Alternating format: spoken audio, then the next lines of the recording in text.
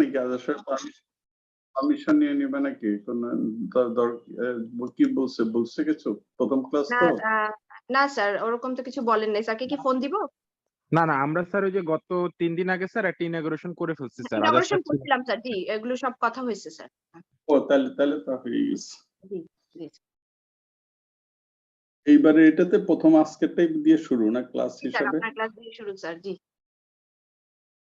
আজকে জাস্ট আমাদের ডিপার্টমেন্টের কেসগুলো গল্পের মতো আর কি স্যার 9:05 বাজে আমরা মনে হয় শুরু করি স্যার অলরেডি 226 পার্টিসিপেন্টস তো জয়েন করে ফেলছে 2:30 আপনি পারমিশন দিলে আমি শুরু করব স্যার হ্যাঁ শুরু করো Assalamu alaikum everyone. I welcome you all to the first class of second session of Medexcel Bangladesh.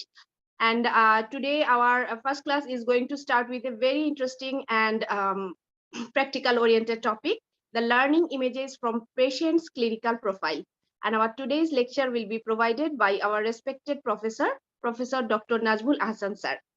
Sir himself need no introduction, but just for a formality, I would like to highlight on sir's profile. Professor Dr. Najmul Ahsan sir, a renowned professor of medicine, ex-head of the Department of Dhaka Medical College. Sir is currently working as honorary professor of medicine in Popular Medical College and Hospital. And sir is the ex-president of Bangladesh Society of Medicine and currently working as governor of ACP chapter Bangladesh. Before starting the class, I would like to give you some instruction. Please, all of you, keep yourself mute during the class. And if you have any queries, question, please write it on the chat box. I will note it and we will discuss it at the end of the class. So without further delay, I would like to start the class and I will hand over the session to Professor Najmul Ahsan sir with sir's permission. Sir, please. Thank you, Dr. Tuli. This is definitely an honor and privilege for me to take this first class of organized by Medexcel. আমার আজকের ক্লাসটা একটু অন্যভাবে নিতে চাই আমি doctor তুলি তুমি মাঝে না শোনা গেলে আমাকে একটু হেল্প করবা জি স্যার আপনি বলেন স্যার কোনো প্রবলেম হলে আমি বলবো স্যার আচ্ছা আমি স্ক্রিন শেয়ারে চলে যাই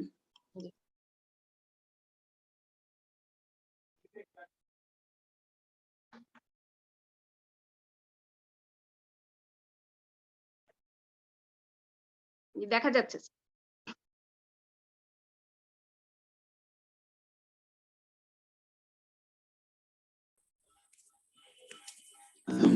মেডিক্সেলের আগের যেই ক্লাসটা আমি নিয়েছিলাম সেটাতে 10টা অসপি স্টেশনের উপরে ক্লাস চেষ্টা করছিলাম বোঝার জন্য বলার জন্য আমি এইবারে ভাবলাম যে একটু অন্যভাবে আগাই তো এবার কি টপিক নিয়ে কথা বলবো টপিকটাই ঠিক প্রথম চিন্তা করি নাই যে learning images from patients clinical profiles মানে আমি বলতে চাচ্ছি যে আমরা যেসব কেসগুলো ওয়ার্ডে দেখি সেগুলোতে আমাদের ইমেজ তারপর এক্সরে ইমেজ মানে যে এক্সরে ইসিজি সিটি এগুলো কিরকম থাকে আমাদের দেশের আমাদের পেশেন্টের ক্ষেত্রে তার থেকে কিভাবে আমরা শিখতে পারি সেটা বলার চিন্তা করতেছিলাম তো ইদানিং কালের আমার কিছু পেশেন্টেরই কিছু দেখাতে চাই আমি তিনটা ডিজিজ তিনটা টপিক নিয়ে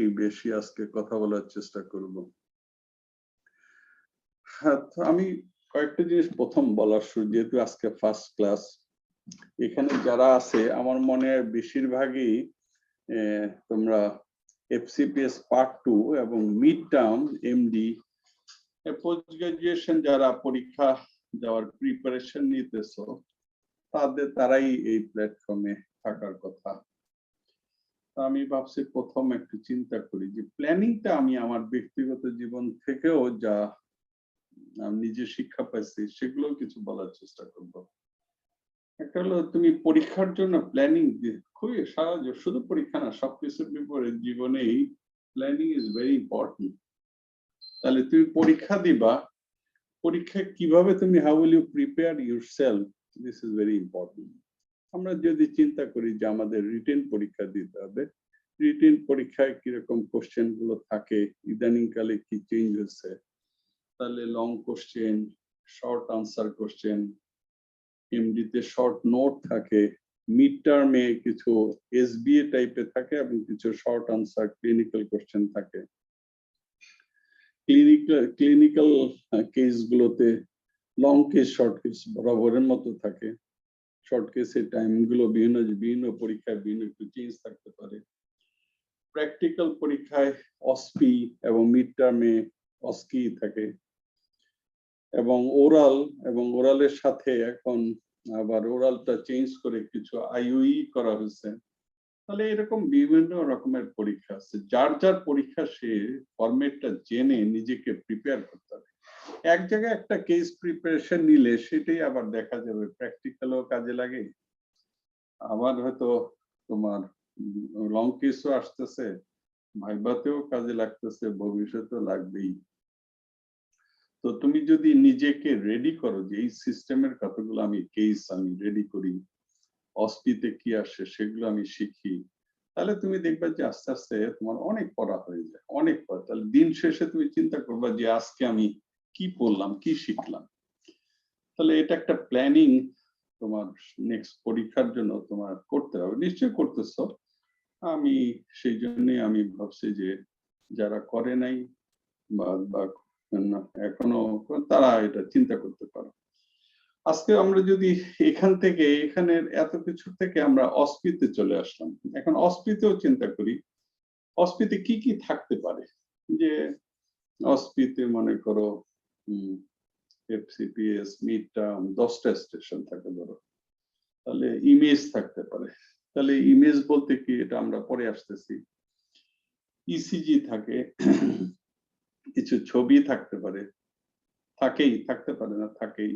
বিভিন্ন রকমের গ্রাফ, চার্ট এগুলো থাকে, ইনস্ট্রুমেন্ট থাকে, ডাটা থাকে, ক্লিনিক্যাল প্রবলেম থাকে, কিছু স্পেসিমেন থাকতে পারে, ভিডিও থাকতে পারে, সিমুলেটেড পেশেন্টস, প্রসিডিওরস, কাউন্সিলিং স্টেশন। তাহলে এই জিনিসগুলো তোমাকে চিন্তা করতে পারে যে এইগুলো মিলে আমাকে 10টা স্টেশন করে দিবে। তার কিছু বাদও করতে পারে, আমি হঠাৎ করে যা মনে আসছে তাই লিখছি, তো আমার পক্ষে হয়তো কিছু যদি বাদ করতে থাকে বাদ পড়িয়ে গেল। এছাড়াও চিন্তা করি যদি থাকে তোমরা সেভাবে নিজেরা প্রিপেয়ার করবে নিজেকে, যে আমি দেখি ইনস্ট্রুমেন্ট কি কি দিতে পারে, তাহলে আমি সেইভাবে রেডি করি। এটাতে এমবিবিএস ও আসলে পরীক্ষা হয়, সেগুলো তো আমরা 8টা টপিকের উপরে 10টা সেশন করা হয়।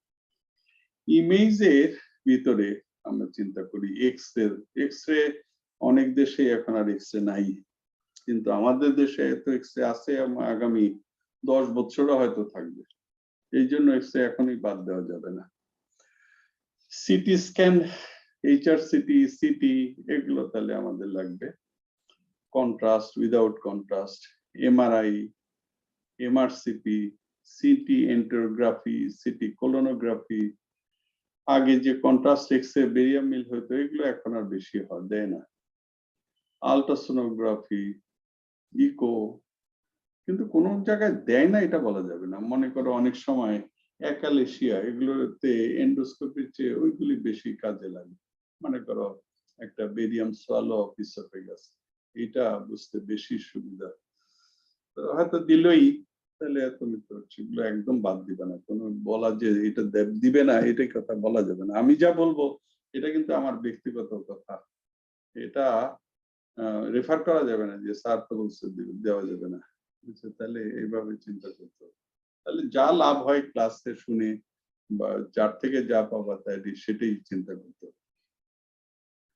তাহলে ইমেজ সম্বন্ধে আমরা এখান থেকে আসলাম কি কি আমাদের রিটেন, ক্লিনিক্যাল, প্র্যাকটিক্যাল, ওরাল, তারপর অস্পি যদি আমরা চিন্তা করি অস্পিতে এগুলো থাকে, ইমেজে এগুলো থাকে। তাহলে শুরু করি। আগে একদিন একটা ছবি দিয়ে শুরু করছিলাম। এখানে আমাদের এজটেন রেজিস্টার আছে নাকি তুলি? আমাদের কেউ আমার স্যার একটু আমার দেখতে হবে স্যার, 344 জন তো স্যার, ফার্স্টে 150 জনের মধ্যে ছিল না, লাস্টে আর আমি আর আগে আরফাকে ধরছিলাম। আরফা আছে নাকি তুমি এখানে? একটু দেখতেছি স্যার। আরফা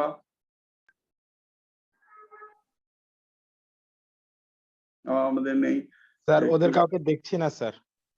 একজনকে ধরি, আমাদের কোনো স্টুডেন্ট রেজিস্টার সুমাইয়া আছো? না স্যার, ওরা বোধহয় কেউ নাই স্যার। আপনারা ভলান্টিয়ার প্লিজ কেউ একজন হ্যান্ড রেইজ একজন করেন খোলো অথবা দেখি, আনমিউট করে কথা বলেন। তুই একদম ক্লাসের মতো একটা না ভালো লাগে নাকি? দেখি একজন একটা কথা বলি, দেখি আলাপ করি। ইন্টারেস্টেড কেউ একজন হাত তোলেন ভাইয়া, ভয় পাওয়ার কিছু নাই। কথা বলি আমরা একটু। স্যার আমি কি নাম ধরে ডাকবো? এই যে স্যার ওর নাম কি? নওশিন তাবাসসুম, প্লিজ আপনাকে আনমিউট করে কথা বলেন আপু। নওশিন তাবাসসুম। আসসালামু আলাইকুম। আসসালামু আলাইকুম স্যার। হ্যাঁ নওশিন তাবাসসুম, কি ছবিটা দেখতেছি আমরা? কদিন আগে তো স্যার ভ্যালেন্টাইন ডে সব হইচই লাফালাফি আমরা করলাম নাকি? এটা কি ছবি? স্যার এটা তাজমহলের ছবি। আগ্রার তাজমহল। চিনে না, এখানে 346, আমার মনে হয় একজনও খুঁজে পাওয়া যাবে না, তাই না? তো তাবাসসুম জি স্যার। ছবিটা দেখে নাই। এটা তাজমহল কত সনে হয়েছিল, কত বছর আগের ছবি এটা? এটা তাজমহলটা, এটা ওয়ান অফ দা 7 ওয়ান্ডার্স, কত বছর আগে? স্যার সাল তো বলতে পারবো না স্যার, বাট এটা তো মানে 100 বছর হওয়ার কথা অন্তত। কত 1632-33 যদি ধরো, তাহলে 500 বছর হয়ে যাবে। 500 বছরের কোন বিল্ডিং আমাদের জি আছে? স্যার 500 বছর। এটা কোন নদীর পাড়ে অবস্থিত? স্যার আগ্রার কোন নদী? যমুনা নদী স্যার। Good, আচ্ছা যমুনা। জি স্যার। আচ্ছা, এই যে শাহজাহান তার ওয়াইফের স্মৃতিতে এটা যে করলো, তার নাম কি? স্যার মমতাজ মহলের স্মৃতিতে বানিয়েছিলেন। ভালোই বলছে না? কিভাবে মারা গেছিল সে? স্যার পরবর্তীতে তাকে বন্দি করে রাখা হয় আরেকটা মমতাজ মহল কিভাবে মারা গেছিল? অপর পার। আচ্ছা স্যার মমতাজ মহল উনি সন্তান জন্ম দিতে গিয়ে মারা গিয়েছিলেন যতটুকু মনে আছে স্যার। ভালোই তো। মমতাজ মহল শাহজাহানের কততম বউ ছিল?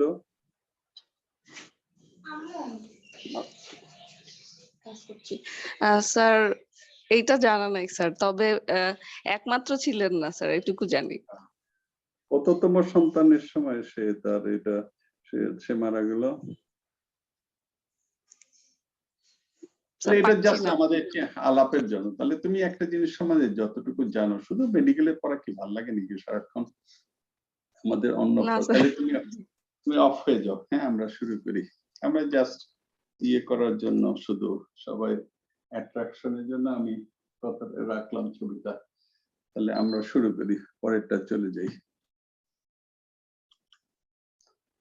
তাহলে আমরা দেখো এখন যে এক্সরেটা দেখাচ্ছি, এটা একটা চেস্ট এক্সরে, তাই না? এটা চেস্ট একটা সিম্পল চেস্ট এক্সরে, সবাই এটা বলতে পারবে। তাহলে একটা homogeneous opacity, left side of the chest, lower zone, mid zone, upper zone, এবং এটা একটা ক্রিসেন্টিক আপার বর্ডার আছে। তাহলে এটা একটা ক্রিসেন্টিক আপার বর্ডার আছে। কোস্টোফ্রেনিক কার্ডিওফ্রেনিক অ্যাঙ্গেল গুলো কিছুই দেখা যাচ্ছে না। তাহলে এটা কি হওয়া উচিত? এটা একটা প্লুরাল ফিউশন, এটা সবাই মোটামুটি জানবে। এটা না জানার কিছু নাই, তাই না? ট্র্যাকিয়াটা আমরা দেখতেছি যে trachea is shifted to the opposite side. তাহলে প্লুরাল ফিউশনে আমাকে না শোনা গেলে বলবা তুলি। হ্যাঁ, প্লুরাল ফিউশনে সবসময় চিন্তা করতে হয় যে এটা প্লুরাল ফিউশন ঠিক আছে, এটা কেন হলো, কি কারণ, এটাও দেখা যাচ্ছে কিনা। আমাদের দেশে ইউনিল্যাটারাল প্লুরাল ফিউশন আমরা চিন্তা করি, সবচেয়ে কমন হলো টিউবারকুলোসিস। এরপরে খুব সম্ভবত ম্যালিগনেন্সি বলা যায়, ব্রঙ্কোজেনিক কার্সিনোমা। কিন্তু বইগুলোতে দেখবা যে নিউমোনিয়া আছে, আগে এত নিউমোনিয়া পেতাম না, এখন নিউমোনিয়া দিন দিন অনেক বাড়তেছে। তাহলে প্যারানিউমোনিক একটা ইনফিউশন এরকম হতে পারে। অনেক সময় পালমোনারি ইনফেকশন হতে পারে, এটাও আমাদের দেশে আমরা আগে অত পেতাম না, এখন কিছু দেখি অসুখও কিন্তু নতুন নতুন ভাবে এটা চেঞ্জ হতে থাকে। লেফট সাইডে প্লুরাল ডিফিউশন হলে অনেক সময় এটা অ্যাকিউট প্যানক্রিয়াটাইটিস চিন্তা করতে হবে, কিন্তু এত হয় না, সাধারণত এত হয় না। রাইট সাইডে হলে অনেক সময় আন্ডারলাইং লিভারের নিচে যেসব কজ, সাবফ্রেনিক অ্যাবসেস, তারপর লিভার অ্যাবসেস, এগুলোর থেকে অনেক সময় এরকম হতে পারে। রাইট সাইডের প্লুরাল ইউনিল্যাটারাল ইফিউশন, তাহলে ইফিউশন অনেকভাবে পড়তে হয়, যেটা লেফট সাইডের ডিফিউশন, রাইট সাইডের ডিফিউশন, এক্সুডেটিভ ইফিউশন, ট্রানজুডেটিভ ইফিউশন, তারপর বাইলেটারাল ইফিউশন, হিমোরেজিক ইফিউশন, কাইলাস, এটা এরকম ভাবে হতে পারে। তাহলে তুমি বিভিন্ন ভাবে একটা অসুখকে বিভিন্ন ভাবে পড়বা, কোন সময় যে কোন ভাবে তোমার পরীক্ষায় কাজে লাগবে তুমি এটা বোঝা কঠিন, দেখবে যে তোমার এটা সেই সময় দরকার হয়ে গেছে। তাহলে এই পেশেন্টটার কোনো কজ অনেক সময় যে লাংসের লেফট লাংসের কিছু অংশ দেখা যাচ্ছে এবং রাইট লাংসে যে যতটুকু দেখা যাচ্ছে এখানে কোনো কজ দেখা যায়, অনেক সময় দেখা যায় যে রাইট লাংসে হয়তো টিউবারকুলোসিস এভিডেন্স দেখতেছি অথবা মেটাস্টেসিস আছে, তাহলে তুমি দেখবা যে রেস্ট অফ দ্য লাংয়ে কোনো এভিডেন্ট কিছু দেখা যাচ্ছে কিনা। তো এই পেশেন্টটা আমরা দেখতেছি যে তেমন কিছু নাই, তাহলে এই পেশেন্টে পরে আবার আমরা দেখতেছি যে এটা যে লেফট সাইডের একটা ইফিউশন, এটাই শুধু আমার দেখার আর কি, তার শুধু ডেসক্রিপশন। এটা যদি সিটি করা হয় অনেক সময় দেখা যায় যে চেস্টে অত ভালো বোঝা যাচ্ছে না, কিছু আমরা দেখতে চাই যে সিটিতে কিছু দেখতেছি কিনা দেখি, তখন আন্ডারলাইন কজ এগুলো বোঝার জন্য অনেক সময় আজকাল সুযোগ থাকলে সিটি করে অনেক সময় দেখা যেতে পারে, সিটি করে দেখি। দেখো এই লোকটা আমি লোকটা প্লুরাল ফ্লুইড অ্যাসপিরেট করা হয়েছিল, এটা ঢাকা মেডিকেলে আমি থাকা অবস্থায় এই পেশেন্টটা ভর্তি হয়েছিল, কালার ছিল হিমোরেজিক। দেখো কালার, তাহলে হিমোরেজিক ইনফিউশন যদি হয় প্রথমেই আমরা চিন্তা করি এটা ম্যালিগন্যান্ট হতে পারে, কিন্তু ম্যালিগন্যান্সি ছাড়াও হিমোরেজিক ইনফিউশন অন্য কারণেও হতে পারে। অনেক সময় পালমোনারি ইনফাকশনে বলে যে অনেক সময় হিমোরেজিক হয়, অনেক সময় লিম্ফোমাতে হয়। আমি লিউকেমিয়ার পেশেন্ট দেখছি যে পেশেন্ট, আমার একটা পেশেন্ট ভর্তি হয়েছিল প্লুরাল ইনফিউশন নিয়ে হিমোরেজিক, পরে দেখি যে সেই পেশেন্টের প্রথম দিকে ব্লাড কাউন্ট ওরকম আসে না, কিন্তু পরে পেশেন্টটা দেখা গেল যে এটা সাবলিউকেমিক লিউকেমিয়া, পরে দেখা গেল লিউকেমিয়া। তাহলে অনেক সময় এরকম হইতে পারে জীবনে। টিউবারকুলোসিসে হিমোরেজিক হবে না এটা বলা যাবে না, তাহলে অনেক সময় এরকম হইতে পারে। এই পেশেন্টটা পরে অন্য ইনভেস্টিগেশন করে আমরা দেখি যে অ্যামাইলেজ, লাইপেজ এগুলো হচ্ছে অনেক বেশি ছিল। তাহলে পরে এটা আমরা হিস্ট্রিটা এখন যদি আমরা দেখো, Mir Akkas Ali 55 years old policeman, Bagerhat থেকে, সে breath shortness of breath, cough, chest tightness এগুলো। তাহলে প্লুরাল ইনফিউশনের সিম্পটম হলো রেসপিরেটরি ডিস্ট্রেস, আর বাকি সিম্পটম হলো আন্ডারলাইং কজ, যেমন টিউবারকুলোসিস থাকলে জ্বর থাকতে পারে, কাশি থাকতে পারে, ম্যালিগন্যান্সি, ওয়েট লস এগুলো থাকতে পারে। তাহলে এই পেশেন্টটা আসছে, তার হিস্ট্রিতে দেখে তার কয়েকবারই অ্যাবডোমিনাল পেইন হয়েছে এবং তার সুডো প্যানক্রিয়াটিক সিস্ট হয়েছে, কিন্তু এইবার সে আসছে দেখা আবার একটা অ্যাকিউট প্যানক্রিয়াটাইটিস একটা অ্যাটাক হয়েছে এবং এবার প্লুরাল ইনফিউশন নিয়ে আসছে। এটা ইন্টারেস্টিং না? তাহলে দেখো একটা পেশেন্ট, তুমি যখন প্লুরাল ইনফিউশনের যে কি কি ইনভেস্টিগেশন করবা, তাহলে দেখো পোস্ট গ্রাজুয়েট যে ডাক্তার হবে তার কিন্তু নলেজটা অনেক ওয়াইড স্পেকট্রাম একটা নলেজ লাগে। তাহলে লেফট সাইডে প্লুরাল ইনফিউশন যদি হয়, তার মানে না লেফট সাইডে হইলে সবসময় অ্যামাইলেজ করতে দিতে হবে, লেটেস করতে দিবে তা না, কিন্তু তুমি হিস্ট্রি নিবা। History is very important for diagnosis. সারা জীবন বুঝতে হবে যে হিস্ট্রি আমাদের খুবই, আমি সবসময় বলে আসি যে সব অসুখের 70% কন্ট্রিবিউশন হলো ফ্রম হিস্ট্রি, আর 10% 15% এক্সামিনেশন, তারপর বাকিটা ইনভেস্টিগেশন, 5% ডায়াগনোসিস কোনোভাবেই করা যায় না, এরকম হয়। তাহলে এটা একটা অ্যাকিউট প্যানক্রিয়াটাইটিস, রিকারেন্ট তার অ্যাকিউট হইতো, সুডো প্যানক্রিয়াটিক সিস্ট হয়েছে, দেখো লেফট সাইডে ডিফিউশন নিয়ে আসছে। আরেকটা পেশেন্ট আমরা দেখি এই পেশেন্টটা দেখো একটা সিটি স্ক্যান এটা দিকে, তাহলে সিটি পরীক্ষা দিতে হবে। দেখা গেল শুরু হলো তোমার সিটি দিয়ে, তাহলে একটা আমরা সিটি দেখি অ্যাবডোমেন। এটা দেখো এখানে যদি আমরা দেখি, তাহলে এই সিটিটাতে আমরা কি দেখতেছি দেখো, এটা বাইলেটারালি, আমি এখানে অ্যারোটা বের করতে পারতেছি না, যেটা পারতে পারলে ভালো হতো। এর বাইলেটারালি ইফিউশন আছে, দুই দিকে ইফিউশন আছে। এবং দেখো স্টমাকের পিছে অ্যাবডোমেনে প্যানক্রিয়াসটা সোলেন হয়ে আছে। এটা যদি না বোঝা যায় তাহলে কিন্তু, তাহলে অ্যাবডোমেন অনেক সময় সিটি ব্রেইন এখন দেখছি অনেক সবাই মোটামুটি ভালো, সিটি অ্যাবডোমেন চেস্ট এগুলো খুব দেখতে হবে। তাহলে একই সাথে তার বাইলেটারাল ইফিউশন আছে, তার এবং স্টমাকের পিছে একটা সোয়েলিং, দিস যে প্যানক্রিয়াসের হেড এবং বডি এগুলো সব সোলেন হয়ে আছে। তাহলে এটা একটা প্যানক্রিয়াটিক অ্যাবসেস, এটা আমরা চিন্তা করছি হইতে পারে। তাহলে দেখো এই পেশেন্টারই এক্সরে যদি দেখি, দেখো দুই দিকে ডায়াফ্রামটা হেজি হয়ে আছে এবং কোস্টোফ্রেনিক অ্যাঙ্গেল গুলো অবলিটারেটেড। তাহলে এটা বাইল্যাটারালি ইফিউশন, এটাও আমাদের পপুলারেই কয়েকদিন আগে ভর্তি ছিল পেশেন্টটা। তাহলে বাইল্যাটারালি তার ইফিউশন, এই পেশেন্টটা কিন্তু একদিকে ছিল। এর যদি প্লেন এক্স অ্যাবডোমেন করা, কেন করা হয়েছিল পরে আমরা চিন্তা করি। তাহলে দেখো বাউল গুলো ডিস্টেন্ডেড আছে, কোলনটা বিশেষ করে বেশি, কোলন বোঝা যায় যে কোলনে হস্টাল শ্যাডো গুলো দেখলে বোঝা যায় যে কোলন ডিস্টেন্ডেড হয়ে আছে, মাল্টিপল ফ্লুইড লেভেল হয়ে আছে।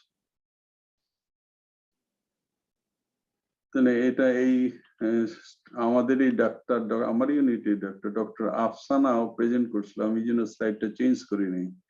A 30 years old lady presented with severe abdominal pain.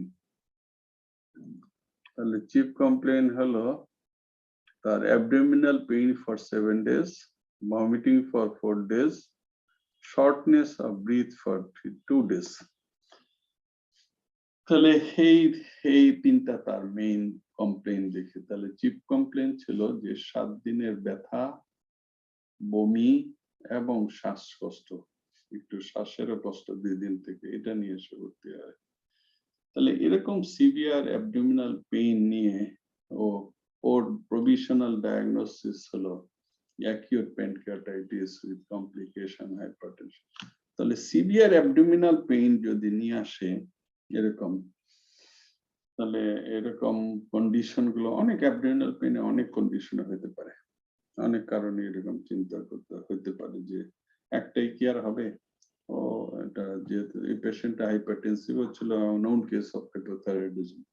আমি এই স্লাইড গুলো চেঞ্জ করি নাই, এটা আমাদের ডিপার্টমেন্টে ডক্টর আফসানা প্রেজেন্ট করছিল, আমি সেগুলো ঠিক সেইভাবে রাখছি। আমরা এখান থেকে যা ডিসকাস করি, যা আলাপ করি, সেগুলি আমরা শিখি।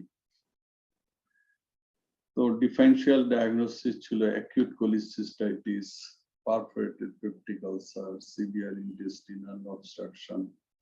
তাহলে যে কোনো patient severe upper abdominal pain নিয়ে আসলে এবং সাথে যদি দেখা যায় যে শ্বাসকষ্ট হইতেছে, এরকম আপার অ্যাবডোমিনাল পেইন, আমরা হিস্ট্রি নেই, তারপরে এক্সামিনেশন করি।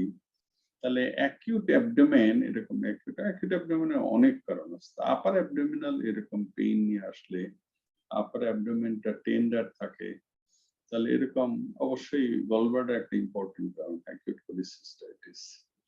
অনেক সময় পারফোরেশন হইতে পারে ডেফিনেটলি।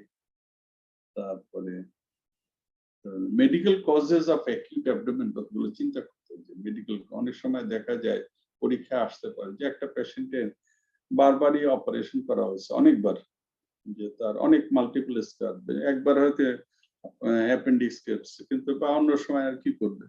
তাহলে এরকম অনেক সময় মাল্টিপল স্কার নিয়ে অনেক আসতে পারে, এরকম দেখা গেল যে বিভিন্ন কারণে এরকম হচ্ছে। What are the causes of severe abdominal pain due to medical causes?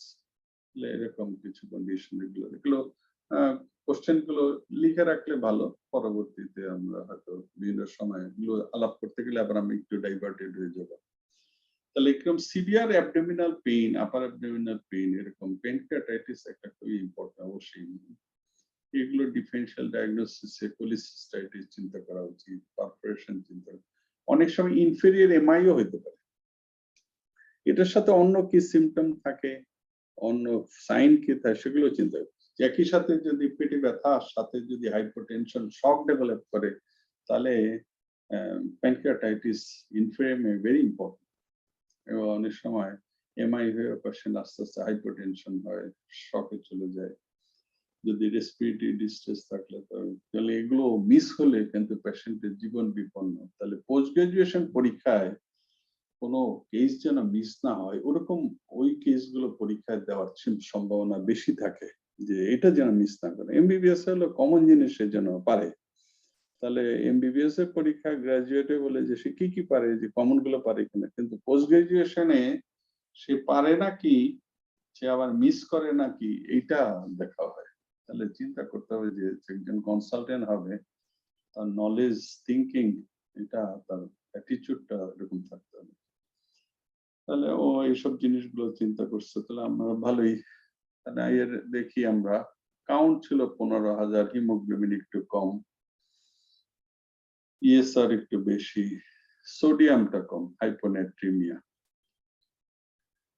Blood sugar 11.4, lipase বেশি, অ্যামাইলেজ বেশি। পেশেন্ট আসছে কিন্তু উইথ হিস্ট্রি, 7 days হিস্ট্রি, অ্যালবুমিনা কম। তাহলে এইসব পেশেন্ট অনেক সময় একটু ঘোরাঘুরি করে চলে আসে, অনেকদিন পরে আসতে, একদিন পর আসতে পারে, 2 দিন পর আসতে পারে, 5 দিন পরে। তুমি যেদিন দেখলা সেদিন তার পেশেন্টের ফাইন্ডিং গুলো কি, সেটা তোমাকে কোরিলেট করতে হবে, ইন্টারপ্রিটেশন। এই যে আমি ইচ্ছা করে যে ক্লিনিক্যাল কোরিলেশনের সাথে ইনভেস্টিগেশন করেই আজকের ক্লাসটা কয়েকটা দিকে আমরা চিন্তা করব ভাবছি আর কি। তাহলে এই পেশেন্টটা 7 দিন পরে আসছে, তাও এখনো অ্যামাইলেজ, লাইপেজ, তাহলে একটু পরে যদি আসে দেখা যায় লাইপেজটা একটু বেশি থাকতে পারে, ইউরিনারি অ্যামাইলেজ অনেক সময় কিছুটা বেশি থাকতে পারে, কিন্তু নর্মাল না, তার চেয়ে বেশি। কিন্তু প্রথম দিকে যদি করা যেত 24 ঘন্টা, 48 ঘন্টা, তখন হয়তো আরো অনেক বেশি থাকতো। তাহলে এরকম দেখতেছি। এর ক্যালসিয়াম অনেক কম, 5.49। তাহলে হাইপোক্যালসিমিয়াস, ইউরিন নরমাল, এগুলো খুব বেশি কিছু নেই। তাহলে আল্ট্রাসাউন্ড একটা করা হয়েছে, আল্ট্রাসাউন্ডে বলতেছে যে cholelithiasis, bilateral pleural effusion, ascites, আর hypoechoic area in the pancreatic region. তাহলে প্যানক্রিয়াটিক রিজিয়নে তার দেখলে, তাহলে প্যানক্রিয়াস বোঝার জন্য আল্ট্রাসাউন্ডে অনেক সময় ভেরি ডিফিকাল্ট, কিন্তু ভালো যারা সোনোলজিস্ট তারা ভালোই বলতে পারে। তাহলে প্যানক্রিয়াসটা যদি দেখে, তাহলে অনেক সময় প্যানক্রিয়াসটা সোলেন হয় এবং কিছুটা ট্রান্সলুসেন্ট শ্যাডোজ গুলো অ্যাপিয়ার হওয়া শুরু হয়। কিন্তু সিটি করলে, সিটি ইজ ভেরি ইম্পর্টেন্ট, তাহলে সিটি করলে ওরা বেশ ভালোই বোঝা যায়। একই সাথে যদি প্যানক্রিয়াটাইটিস মাইল্ড, মডারেট, সিভিয়ার হইতে পারে, এক্সুডেটিভ ডিফিউশন অ্যাসাইটিস থাকে, অনেক সময় হিমোরেজিক অ্যাসাইটিস থাকে। এই জন্য প্যানক্রিয়াটিক অ্যাসাইটিস অনেক সময় বাইলেটারালি, অনেক সময় ইনফিউশন হইতে পারে। আমি ইউজুয়ালি ইউনিলেটার, কিন্তু এই পেশেন্টটা কিন্তু বাইলেটারাল ইনফিউশন সাথে কোলিলিথিয়াসিস। তাদের আমাদের দেশে দেখি আমরা বিলিয়ারি ট্র্যাক্ট ডিজিজ, এটা অনেক সময় প্যানক্রিয়াটাইটিস একটা ইম্পর্টেন্ট কজ আমাদের দেশে, যদিও বইতে অ্যালকোহলকে বলা হয় সবচেয়ে ইম্পর্টেন্ট কারণ। তাহলে what are the causes of pancreatitis, তার মধ্যে কোলিলিথিয়াসিস একটা treatable cause, is very important. তাহলে পেশেন্টটা আল্ট্রাসাউন্ডে আমরা অনেক কিছু ফাইন্ডিং পাইতেছিলাম যে কোলিলিথিয়াসিস আছে, অ্যাসাইটিস আছে এবং ইনফিউশন। ডায়াগনোসিস তারপর একটু চেঞ্জ করে, অ্যাকিউট প্যানক্রিয়াটাইটিস এর সাথে pancreatic ascites, effusion, hypocalcaemia, sodium কম, কোলিলিথিয়াসিস, হাইপারটেনশন। এই পেশেন্টটাকে কনজারভেটিভ ট্রিটমেন্ট দিয়ে 2 দিন রাখা হয়েছিল, ব্যথা যাতে রিসাসিটেট করা, পেইন এর জন্য এনার্জেসিক দেওয়া, এবং 2 দিন ভালোই ছিল। 2 দিন ভালো হওয়ার পরে পেশেন্টের আবার সিভিয়ার অ্যাবডোমিনাল পেইন হয় এবং পেশেন্ট জ্বর উঠে, অনেক জ্বর, পেশেন্ট আবার খারাপ হয়ে যেতে থাকে। তখন আমরা দেখি যে পেশেন্টের ব্লাড প্রেশার কমে যায়, জ্বর উঠে যায়, তাহলে বিপদ না? তখন আমরা একটা ওই সিটিটা হলো, তখন আমরা সিটিটা করি। তাহলে আমরা ভাবছি যে পেশেন্টের তাহলে প্যানক্রিয়াটিক অ্যাবসেস হবে নাকি, তাহলে সিটিটা কিন্তু এই সময় করা হচ্ছে। তাহলে একটা সিটি স্ক্যান অ্যাবডোমেন করা হয়। আমরা তাহলে সিটি দিয়ে শুরু করার উদ্দেশ্য হলো তুমি সিটি দিয়ে কিভাবে চিন্তা করো যে এটা কিভাবে। তাহলে আমি প্রথম থেকে কেস দিয়ে শুরু করে এখানে সিটি বলতে পারতাম, তাহলে সিটি দিয়ে অনেক সময় পরীক্ষাটায় অস্পিগুলোতে তাহলে এরকম ইমেজ দিয়ে হয়তো শুরু হবে। তাহলে ইমেজ দিয়ে তুমি how can you correlate with one scenario, one disease, তুমি কিভাবে চিন্তা করো সেটাই অস্পিতে আরেকভাবে যাচাই করার জন্য অস্পি সিস্টেমটা করা হয়েছে। তাহলে এখানে সিটি করে আমরা দেখি সিটিতে প্যানক্রিয়াসটা হিউজলি সোলেন হয়ে আছে, হেড তারপর, এবং তখন এটা ফ্লেগমন বলে। তা আমরা ভাবছিলাম যেহেতু জ্বর উঠছে এবং তার পেশেন্ট নিশ্চয়ই তাহলে অ্যাবসেসিস, তার প্রমাণ হিসাবে আমরা দেখি কাউন্ট তখন 31,000 কাউন্ট, ডব্লিউবিসি কাউন্ট তার 31,000, নিউট্রোফিল 92%, এবং তখন সিআরপি বেশি, ইএসআর বেশি, তখন আমাদের ক্রিয়েটিনিনটা নরমাল আছে, ব্লাড সুগার তো মতো না, কিন্তু ডি ডাইমার বেশি, প্রোক্যালসিটোনিন লেভেল বেশি। তখন আমরা তো ডেফিনেটলি ভয় পেয়ে গেছি। আমরা সার্জনের সাথে আমরা আলাপ করি এবং we shifted this patient to surgery department. তখন তাকে ইমার্জেন্সি ল্যাপারোস্কোপিক কোলিসিস্টেক্টমি করা হয় এবং প্যানক্রিয়াটিক নেক্রোসেক্টমি করা হয়। তাহলে এই যে প্যানক্রিয়াসটা নেক্রোসিস হয়ে যায়। আমরা ভাবছিলাম যে প্যানক্রিয়াটিক অ্যাবসেস হয়েছে, কিন্তু পরে সার্জন বললো যে প্যানক্রিয়াসটা হোল গ্যাংগ্রিনাস হয়ে নেক্রোসিস হয়ে গেছিল। তাহলে আমরা এই যে দেখে প্যানক্রিয়াটিক অ্যাসাইটিক হিমোরেজিক অ্যাসাইটিস ছিল, তারপর কোলিসিস্টেক্টমি করে দিচ্ছে, এবং সে বলে যে this is the first case যেটা ল্যাপারোস্কোপি করে প্যানক্রিয়াসিক নেক্রোস প্যানক্রিয়াসটা সে ফেলে দেওয়া হয়েছে। এটা কেন আমরা এগুলো বলতেছি সেটা আমরা একটু পরে আলাপ করতেছি। তাহলে এই যে হিমোরেজিক অ্যাসাইটিস, আমাদের গ্যাংগ্রিনাস প্যানক্রিয়াস, ফলোআপে পেশেন্ট যখন 6 সপ্তাহ পরে আসতে বলা হয় এবং পরে আমিও জানি যে পেশেন্টটা ভালো আছে, তাহলে this is a good achievement যে পেশেন্ট ভালো থাকলে আমাদের ভালো লাগে। তাহলে প্যানক্রিয়াটাইটিসে আমাদের তাহলে পড়তে হবে না অনেক কিছু, এই যে তাজমহল যে আলাপ করলাম একটা জিনিসে, তাহলে সবকিছু যে আমাকে এ থেকে জেড পর্যন্ত জানতে হবে। তাহলে প্রিন্সিপালস অফ ট্রিটমেন্ট প্যানক্রিয়াসে তাহলে শুরু হলো যে তোমাকে ডায়াগনোসিসটা ঠিক করতে হবে, চিন্তা করতে হবে যে কি কি ডিফারেনশিয়াল ডায়াগনোসিস চিন্তা করলে এবং ডায়াগনোসিস করতে হবে যে this is a case of pancreatitis. Second হলো সিভিয়ারিটি অ্যাসেস করতে হবে যে এটা মাইল্ড, মডারেট, সিভিয়ার। তুমি যে রিলিফ অফ পেইন, পেশেন্ট আসেই মেইনলি মোস্ট ইম্পর্টেন্ট সিমটম হলো পেইন, তার pain relief this is very important. তাহলে পেইন রিলিফ তুমি যেই সিমটম নিয়ে আসছে সেটা যদি রিলিফ না দিতে পারো তাহলে তো রোগীর ইম্পর্টেন্স থাকলো না। অনেক সময় অ্যান্টিবায়োটিক দেওয়া হয়, কিন্তু একদম সবাইকে যে শুরু করে দিতে হবে আমরা যা করি তা, what are the indications of use of antibiotics এটা জানো। কারেকশন তুমি রিসাসিটেট কি ফ্লুইড দিয়ে করবা এটা তোমাকে জানতে হবে না। অনেক সময় হাইপোক্যালসিমিয়া থাকে, নট নেসেসারিলি সব পেশেন্টে থাকবে। অনেক কমপ্লিকেশন হয় প্যানক্রিয়াটাইটিস, অনেক ইনভেস্টিগেশন করা হয়, কিছু কিছু ইনভেস্টিগেশন করা হয় তোমার এটিওলজি দেখার জন্য, যে এই আমার আলট্রাসাউন্ড করা আছে। অনেক সময় লিপিড প্রোফাইল করলে দেখে যে ট্রাইগ্লিসারাইড লেভেল, অনেক সময় ক্যালসিয়াম করা যেতে পারে, অ্যালকোহলিক কিনা সেজন্য দেখা যায়। তাহলে what are the investigations we will do to find out the cause of pancreatitis? What are the investigations we will do to assess prognosis by severity, by complication? Kokon, when you will call or seek permission, seek advice from a surgeon, kokon tumi surgeon ke ডাকবা যে আমার মনে হচ্ছে আপনার help লাগবে।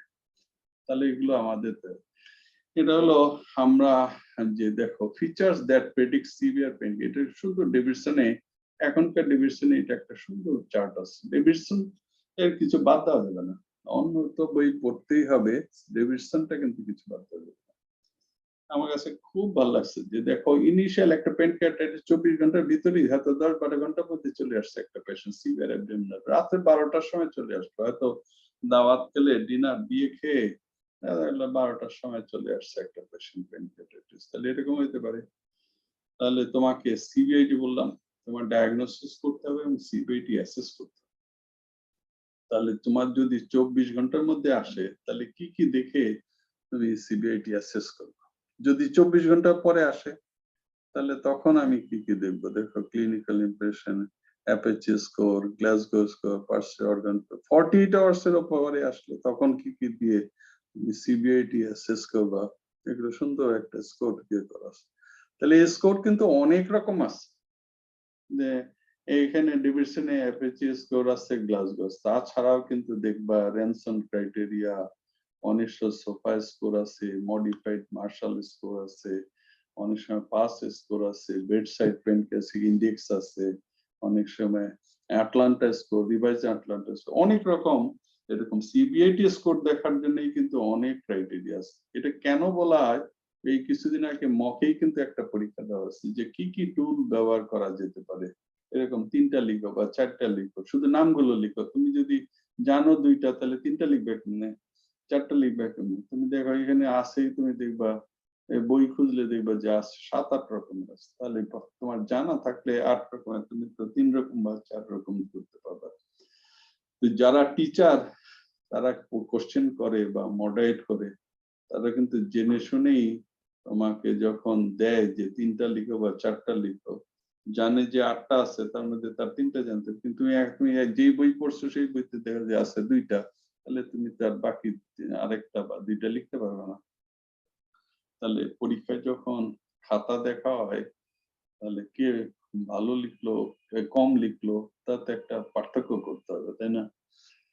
তাহলে আমার এখন দেখো এই যে নতুন আইওই হয়েছে, এটা 5টা স্টেশন, এর 2টা স্টেশন কিন্তু অ্যাকিউট।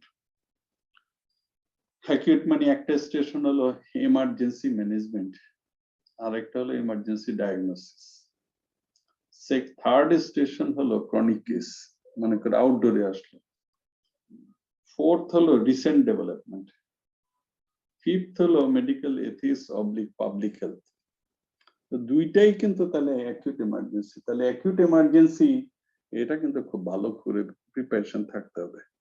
অ্যাকিউট এমার্জেন্সির পেশেন্ট কোনোটারই আউটডোরে কেস যে আমি কম পারবো তা না। তার মানে আমি বলার উদ্দেশ্য হলো তোমার অ্যাকিউট কেস তুমি যদি সিস্টেম ভাগ করো যে এই পেশেন্টের কার্ডিওভাস্কুলার সিস্টেমের অ্যাকিউট কি কি হতে পারে, গ্যাস্ট্রোইন্টেস্টিনাল অ্যাকিউট কি কি হতে পারে, আমি চার্ট করি। যেমন অ্যাকিউট প্যানক্রিয়াটাইটিস একটা অবশ্যই এমার্জেন্সি কেস।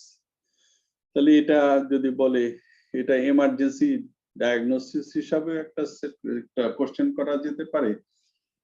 যেমন 35-year-old lady presents with history of severe abdominal pain and vomiting for 3 days, এই পেশেন্টটাই আমি যদি ঠিক করি, সাথে ব্লাড প্রেশার 100/70, পালস একটু, ট্যাকিকার্ডিয়া, রেসপিরেটরি রেট বেশি। এখন ডায়াগনোসিস এর জন্য তুমি যাতে বলতে পারো, তাহলে হিস্ট্রিতে তুমি কি কি করবে এরকম বলতে পারো, অথবা হিস্ট্রিতে কি কি তুমি চিন্তা করো যে এটা প্যানক্রিয়াটাইটিস হতে পারে, গলব্লাডার হতে পারে, পারফোরেশন হতে পারে, অবস্ট্রাকশন হতে পারে, এরকম বা ইনফ্লেমাই হতে পারে। তাহলে হিস্ট্রিতে তুমি কি কি জিজ্ঞেস করবে। তাহলে এখন মিড টার্ম যে পরীক্ষা হয়, মিড টার্মে কিন্তু 2টা স্টেশনে আবার হিস্ট্রি থাকে।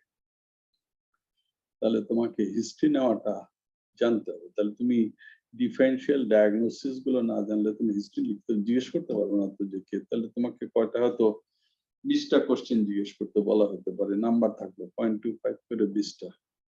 তাহলে এরকম হতে পারে। তখন বললো যে তারপর হয়তো তোমাকে ইনভেস্টিগেশন কি কি করবো, আইওই ওখান থেকে হয়তো একটা পিক করে সে আবার ওইটা আরেকটা কোশ্চেন বললো। তাহলে ডায়াগনোসিস এর জন্য কি কি ইনভেস্টিগেশন করবে এরকম হয়তো বলবো। তাহলে ডায়াগনোসিস এর জন্য কি কি তোমার দরকার, serum amylase, lipase, urinary amylase, আমরা আল্ট্রাসোনো, সিটি, এগুলো আমরা বলতে পারি। তাহলে তোমার হয়তো 5টা-6টা থাকতে পারে, যে 5টা ইনভেস্টিগেশন বলো which you will advise for diagnosis. CBIT assessment কিভাবে করবা, কি কি টুল আছে? তাহলে এখানে তুমি যে কোশ্চেন, তাহলে একটা স্টেশনে তোমাকে 5টা হয়তো কোশ্চেন থাকলো, সেই কোশ্চেন গুলোকে 5টা 10 মার্কের ব্রেকআপ থাকতে পারে। ইমার্জেন্সি যেটা ম্যানেজমেন্ট যে স্টেশন, সেটা যে রিসাসিটেশন কি দিয়ে করবা, কি ফ্লুইড দিয়ে করবা, রিলিফ পেইনের জন্য কি ওষুধ ব্যবহার করবা, what are the indications of using antibiotics, which antibiotic you will prefer, দেখবা যেগুলোতে কার্বামেনাপেন অথবা তোমার লিভোফ্লক্সাস, কুইনোলন্স অথবা মেট্রিনোজল, এই তিনটা কি সাধারণত বেশি প্রেফার করা হয়। নিজের মতো করে এটা একটা দিলে হবে না, তাহলে তুমি কি কি অ্যান্টিবায়োটিক দিবা, এর ফিডিং নিউট্রিশন কিভাবে মেনটেন করবা, how do you monitor this pain, what are the indications of surgery। তাহলে অ্যাকিউট প্যানক্রিয়াটাইটিস আমরা একদম ইনিশিয়াল জীবন থেকে শিখে আসছি যে অ্যাকিউট অ্যাবডোমেন ডিসিশন হলে কখনো সার্জারি করা যাবে না, এটি আমরা শিখতাম। তাহলে তার মানে কি সার্জারি করাই যাবে না? তাহলে এখন তো দিন চেঞ্জ হয়ে গেছে। তাহলে এখন অনেক সময় কোলিডোকোলিথিয়াসিস যদি থাকে, ইআরসিপি করে অ্যাম্পুলোবেক্টমি করে দিলে দেখা যায় পেশেন্ট ভালো। তাহলে যেসব পেশেন্টের জন্ডিস থাকে, কলিনজাইটিস থাকে, সেইগুলো পেশেন্টে দেখায় ইআরসিপি করে অ্যাম্পুলেক্টমি করে দিলে পেশেন্ট অনেক ইমপ্রুভ করে যায়। আজকাল বলে একই সিটিং এ তার লেফট কোলিসিস্টেম যদি কোলিলিথিয়াসিস থাকে, তাহলে এটা সার্জারি করে দিতে বলে। এই পেশেন্টের যেমন আমরা করছি, যদি অ্যাবসেস থাকে, যদি সিভিয়ার নেক্রোটাইজিং প্যানক্রিয়াটাইটিস থাকে, তাহলে there are some indications of surgery in acute pancreatitis। তাহলে তোমাকে শেষ পর্যন্ত এই পর্যন্ত তোমাকে জানতে হবে যে আমি পড়াটাকে আমি কোন পর্যন্ত এক্সট্রা, তুমি নিজে নিজে যদি স্টেশন সাজাও, আমি যেটা বলতে বলে যাবো বলছিলাম সেটাই এখানে বলি। আমি বলবো নিজে পড়ে পড়ে নিজে চিন্তা করবা এবং নিজে স্টেশন বানাবা, তাইলে তুমি খুব ভালো করবা। এবং যখন করবা তখন তুমি একটা বইয়ের সাথে আরেকটা রেফারেন্স বই, তখন অন্য বইও একটু দেখতে পারো, কিন্তু পরবর্তীতে একটা বইতে চলে আসবা। তাহলে ডেভিডসন তো পড়তেই হবে, সাথে একটা রেফারেন্স বই পড়তে পারো হ্যারিসন, সাথে কারেন্ট মেডিকেল ডায়াগনোসিস দেখে। এক বইতে সবকিছু ভালো থাকে না, কিন্তু একটা বই তো থাকতেই হবে, সাথে অন্য বই থেকে দেখবা যে কি কি জিনিসটা এক্সট্রা আছে ওই বইটাতে। পরীক্ষার আগে তো সব পড়া সম্ভব না, এই পরীক্ষায় এত বিশাল সমুদ্রের মতো পড়া। তাহলে আমাকে চিন্তা করতে হবে যে আমি নিজে সাজানোর চেষ্টা করি, যে একটা স্টেশন হলো আমি একটা প্রবলেম নিয়ে আসছে পেশেন্ট, এখানে how I will reach two diagnosis, আমি ডায়াগনোসিসে কিভাবে পৌঁছবো, এটা হয়তো এর স্টেশনটা এরকম। তাহলে একটা ক্লিনিক্যাল প্রবলেম, যখনই একটা রোগী আসে আমার পেটে ব্যথা, বমি, কোন জায়গায় পেটে ব্যথা এখানে, তখনই আমার মাথায় চিন্তা শুরু হয় যে কি কি অসুখে মহিলার হতে পারে এরকম পেটে ব্যথা, এরপর আমি কি ইনভেস্টিগেশন করব। এটা অনেক সময় ফার্স্ট লাইন ইনভেস্টিগেশন বলে, সেকেন্ড লাইন ইনভেস্টিগেশন বলে। তাহলে প্রথম ইনিশিয়াল আমি প্রথম তো একটা আল্ট্রাসাউন্ড করতে পারি, কিন্তু পরে যদি দেখি সন্ধ্যা পরে আমি সিটিতে যাব, তাহলে এরকম প্রথম ইনিশিয়াল ইনভেস্টিগেশন গুলো কি কি করবো। তাহলে দেখো বিভিন্ন সময় বিভিন্ন জিনিসটা কাজে লাগতে পারে। তাহলে এইটা আমরা প্যানক্রিয়াটাইটিস একটা স্টেশন দুইটা কেস দিয়ে একটা চিন্তা করলাম যে প্যানক্রিয়াটাইটিস একটা পোস্ট গ্রাজুয়েশনের জন্য খুব ইম্পর্টেন্ট টপিক।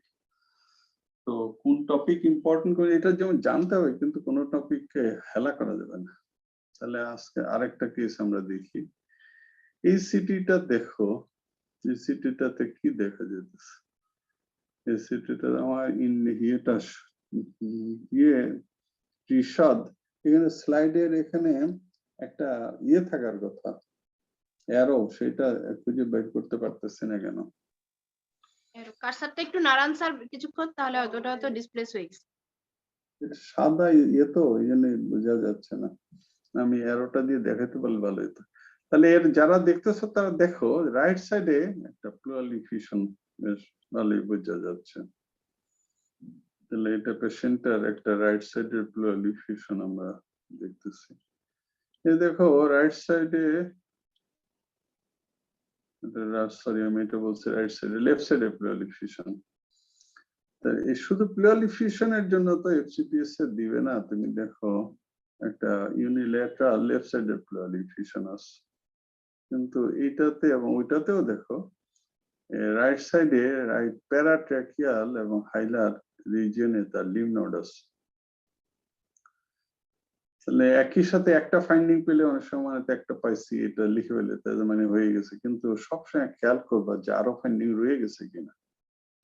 তাহলে এই পেশেন্টটা লেফট সাইডে প্লেয়ারলি ফিউশন উইথ রাইট সাইডে প্যারাট্রাকিয়াল এন্ড রাইট সাইডে হাইলার লিম্ফ নোড এনলার্জড। তাহলে একটা পেশেন্টের যদি প্লেয়ারলি ফিউশন থাকে এবং লিম্ফ নোড থাকে, আমাদের দেশে তো সবচেয়ে প্রথম চিন্তা করি আমরা টিউবারকুলোসিস, কিন্তু তাছাড়াও তাহলে লিম্ফ নোড রিলেটেড প্লেয়ারলি ফিউশন হয় যেরকম ওই যে আমরা আলাপ করছিলাম, তাহলে এটা লিম্ফোমা হতে পারে এরকম কন্ডিশনে, সার্কোইডোসিস হতে পারে, লিউকেমিয়া যেতে প্লেয়ারলি ফিউশন কম হয় তবে হতেই পারে। তাহলে এরকম আমরা চিন্তা রাখি পেশেন্টটাকে। তাহলে লেফট সাইডে প্লেয়ারলি ফিউশন, মেডিয়াস্টিনাল লিম্ফোডেনোপ্যাথি, এটা দেখি। দেখো একটা ছোট্ট মেয়ে মিস, এটাও আমাদের আন্ডারে কয়েকদিন আগে ভর্তি ছিল। A 16-year-old girl having history, এটা 1 বছর আগের হিস্ট্রিটা বলতেছি। 1 বছর আগে সে আমার কাছে একবার আসছিল প্রথমে।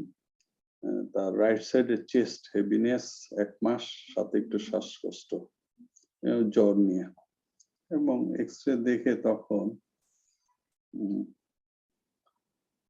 আমি ভর্তি হইতে বলছিলাম, কিন্তু আমার থেকে ছুটে গেছিল। কিন্তু পরে তার সে দেখো he was admitted অন্য একটা হাসপাতালে, তাকে pneumonia with right side diffusion চিকিৎসা হয়। এটা এমন না বলার জন্য না যে কখনো আরেকজন ভুল করছে এটা বলবা না, এটা কখনো আমি চেষ্টা করি যার অপিনিয়ন, যার চিকিৎসা হলো তার নিজস্ব অপিনিয়ন, সে ভাবছে সেই সময় এটাই। পরবর্তীতে তার কিন্তু আবার থোরাকোস্টমিও করা হয়েছে, ব্রেইনও করা হয়েছে, স্টেরয়েডও দেওয়া হয়েছিল। তাহলে এটা প্যারানিউমোনিক ইনফিউশন হিসাবে 6 বার অ্যাসপিরেট করা হয়েছে। এটা 1 বছর আগে। এই এক্সরে গুলো দেখো মার্চ 2021, তারপর মে মাস 2021, 23 মে, তখন কিন্তু রাইট সাইডে তার সমস্যা। কিন্তু খেয়াল করলে দেখা যাবে রাইট সাইডে প্যারাট্রাকিয়াল কিন্তু একটা শ্যাডো আছে তখনও, এবং হাইলাস রাইট সাইডে ট্রান্সভার্স ফিশারের ভিতরে একটু ফ্লুইড জমে আছে। তাহলে রাইট সাইডে লোয়ার জোনে তার একটু হেজিনেস, ট্রান্সভার্স ফিশারে একটু ফ্লুইড, রাইট প্যারাট্রাকিয়াল লিম্ফ নোড, এগুলো তখনও ছিল। কিন্তু তখন সে বেশিরভাগই অ্যান্টিবায়োটিক, স্টেরয়েড, অ্যাসপিরেশন এগুলো পাইছে। এখানে ভালোই বোঝা যায়, এখানে দেখো আগস্ট মাসে তার প্যারাট্রাকিয়াল শ্যাডোটা কিন্তু বেশ ভালোই বোঝা যাচ্ছে। জানুয়ারিতে যখন আবার আমার কাছে আসে এই লাস্টটা, তখন প্যারাট্রিয়ার সাথে দেখি লেফট সাইডে প্লেয়ারলি ফিউশন ডেভেলপ করছে। তাহলে দেখাই এটা একটা পোস্ট অ্যাসপিরেশনটা, এটা পরে দেখাই। এই পেশেন্টটা ভর্তি হওয়ার পরে আমরা ফ্লুইড অ্যাসপিরেট করি এবং করে এগুলো পরীক্ষা করতে পাঠাই। এটা এক্সুডেটিভ 5.4 গ্রাম, এটা এক্সুডেটিভ ইনফিউশন এবং এডিএটা বেশি, কিন্তু এলডিএইচও বেশি ছিল। আল্ট্রাসাউন্ডে বলে অ্যাবডোমিনাল লিম্ফোডেনোপ্যাথি উইথ মডারেট ইনফিউশন, তার মানে প্লেয়ারলি ফিউশন, লিম্ফোডেনোপ্যাথি, আবার অ্যাসাইটিস। আমরা তখন তো আরো ঘাবড়ে যাই যে এটা তাহলে কি পেশেন্টটা। এই পেশেন্টটার যে এই অল্প বয়সে মেয়ে এইবার যখন আসে তখন সে বলতেছিল যে তার ওয়েট লস হইতেছে, তার চুল পড়ে যেতেছে, তখন আমিনোরিয়া আছে। তা আমরা ভাবছিলাম টিউবারকুলোসিস তো অবশ্যই হইতে পারে, সাথে লিম্ফোমা কিনা বা এসএলই কিনা। কিন্তু তোমার যে কোনো অসুখে মাইক্রোবায়োলজিক্যাল ডায়াগনোসিস আর হিস্টোপ্যাথোলজিক্যাল ডায়াগনোসিস করতে পারলে সবচেয়ে ভালো। তাহলে আর কনফার্ম এই বলা সহজ। আমরা এই পেশেন্টটা প্যারাট্রেকিয়াল লিমনোড এফএনএসি করি। এফএনএসি তে আমরা দেখি গ্রানুলোমাটাস ইনফ্যান্ট কম্পাটিবল টিউবারকুলোসিস। এই সবসময় এই নোটটা পড়তে হয়। Comment smear shows moderate cellular material containing lymphocyte polymorphs pulmonary macrophages in the background of caseation. এই caseation necrosis থাকলে আমি খুব খুশি হই, মানে সবাই খুশি হই যে caseation chronic granulomatous suggestive tuberculosis হলে এটা অন্য অসুখও থাকতে পারে, কিন্তু caseation যদি থাকে তাহলে আর অন্য কিছু আমি আর চিন্তাই করবো না যে দিস ইজ টিউবারকুলোসিস। এই জন্য কেজিয়েশন শব্দটা আছে কিনা এটা থাকে বোঝা খুব ইম্পর্টেন্ট। তাহলে এই পেশেন্টটা আমরা তখন তাকে টিউবারকুলোসিস হিসাবেই চিকিৎসা দেই, এবং তার এই কয়েক সপ্তাহ 3-4 সপ্তাহ পরে আমার কাছে আবার আসে, তখন প্লুরাল ডিফিউশন নাই, তার কিন্তু প্যারাট্রেকিয়াল লিমনোডটা এখনো আছে। এটা পেশেন্ট ভালো। তাহলে এটা একটা শিক্ষা।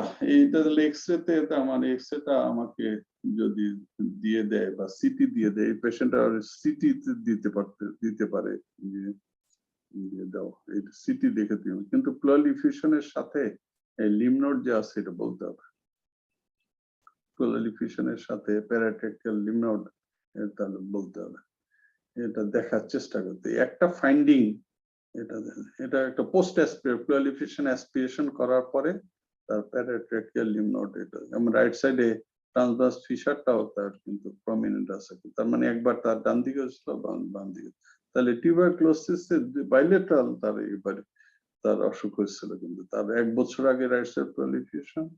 এই জন্য আমাদের দেশে ইয়াং পার্সনের প্লুরাল ডিফিউশন এগুলো tuberculosis you must exclude tuberculosis until and unless otherwise proved, এটা মাথায় রাখতেই হবে। তাহলে এটা একটা প্যারাট্রেকিয়াল লিমনোড সম্বন্ধে আমরা একটা দেখলাম। আরেকটা পেশেন্ট দেখি, এই পেশেন্টটাও দেখা এক্সরেটা, এটাও দেখা একটা প্যারাট্রেকিয়াল লিমনোড কিন্তু আছে পেশেন্ট। এই পেশেন্টের একটা খুবই ট্র্যাজেডিক হিস্ট্রি আছে, সেটুকু এটা আমাদের মধ্যে দেখেই আমি কথাগুলো বলতেছি। দেখো এক্সরেটা দেখে, এক্সরে রাইট সাইডে ট্র্যাকিয়া রাইট সাইডে একটা শ্যাডো আছে সুপ্রাহাইলার রিজিয়নে। তো আমরা মেডিয়াস্টিনাল শ্যাডো, মেডিয়াস্টিনামে সুপারমেডিয়াস্টিনাম এবং ইনফ্রামেডিয়াস্টিনাম অ্যান্টেরিয়র মিডল এন্ড পোস্টেরিয়র মেডিয়াস্টিনাল টিউমারস পড়তে হয় পরীক্ষার জন্য। অনেক সময় আজকেই আমি একটা পেশেন্ট দেখছি যে পেশেন্ট একটা হিউজ গয়টার, আমি সুযোগ পাইনি, কিন্তু এক্সরেটা রাখতে পারলে খুব ভালো হতো। আর হিউজ গয়টার, এবং সেই গয়টারটা একদম আপার চেস্ট একদম দুই দিকে একদম মানে ওপেসিটি হয়ে আছে। এই যে বললাম যে এক্সরে শিখতে হবে, এই পেশেন্টার এক্সরে রাইট একটা প্যারাট্রেকিয়াল শ্যাডো আছে খুব সুন্দর।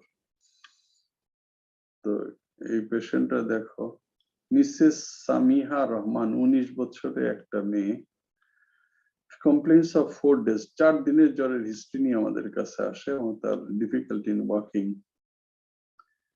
According to the statement of the patient's attendant, she was reasonably well about 1 and 1.5 months back, and 1.5 মাস আগে আর কি, তখন এটাকে এইভাবে লিখছে 6 weeks back। তখনও তার একটু জ্বর ছিল, পেশেন্টের she had headache and she was admitted in a clinic and was diagnosed as a case of meningitis, pyogenic meningitis। কিন্তু তখন সিএসএফ এর সেল অত বেশি আসেনি, প্রোটিন একটু বেশি ছিল, সেল কাউন্টে পলিনিউক্লিয়ার লিউকোসাইটোসিস ছিল, যার জন্য সেই সময় পায়োজেনিক মেনিনজাইটিস উইথ স্টেরয়েড দেওয়া হয়েছিল।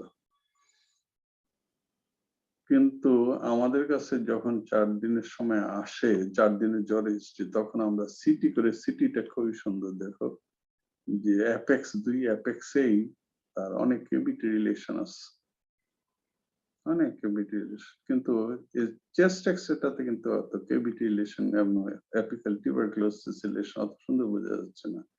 কিন্তু যখন আমরা সিটিটা করি, সিটিটাতে দেখো বিউটিফুল, দেখো বাইলেটারাল কেভিটিজ ইন বাইলেটারাল বোথ এপিসেস। তাহলে অ্যাপেক্সের যদি কেভিটি থাকে, আমাদের দেশের কোন রোগী, বিশেষ করে ইয়াং রোগী, এখানে টিউবারকুলোসিস ছাড়া অন্য অসুখ চিন্তা করার অবকাশ খুব কম। তাহলে এই পেশেন্টটা মাস দেড়েক আগে ভর্তি হয়েছিল হেডেক, ভমিটিং এবং জ্বর নিয়ে, and she became semi-conscious এবং she was diagnosed she was treated as pyogenic meningitis.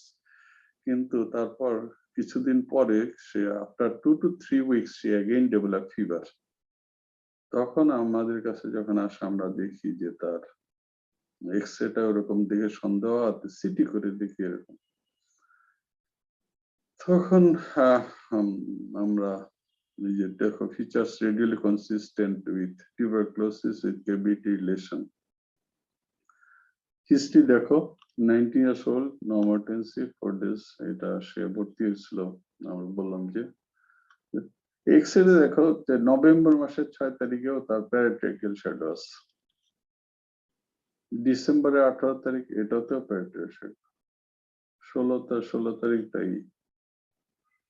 তাহলে সব এক্সরে গুলোতে কিন্তু প্যারাট্রাকিয়াল একটা শ্যাডো আছে। তাহলে এক্সরেটা যদি ভালো দেখা থাকে তাহলে এক্সরে আর ইসিজি এইটা ফিজিশিয়ানের খুব ভালো জানতে হবে। এটা যদি জানে তাহলে সে কিন্তু বিরাট একটা অ্যাডভান্টেজিয়াস পজিশনে থাকবে। তাহলে দেখো তুমি এটা তুমি ইগনোর করতে পারবে না প্রথম থেকে যে পেশেন্টের এই ছিল।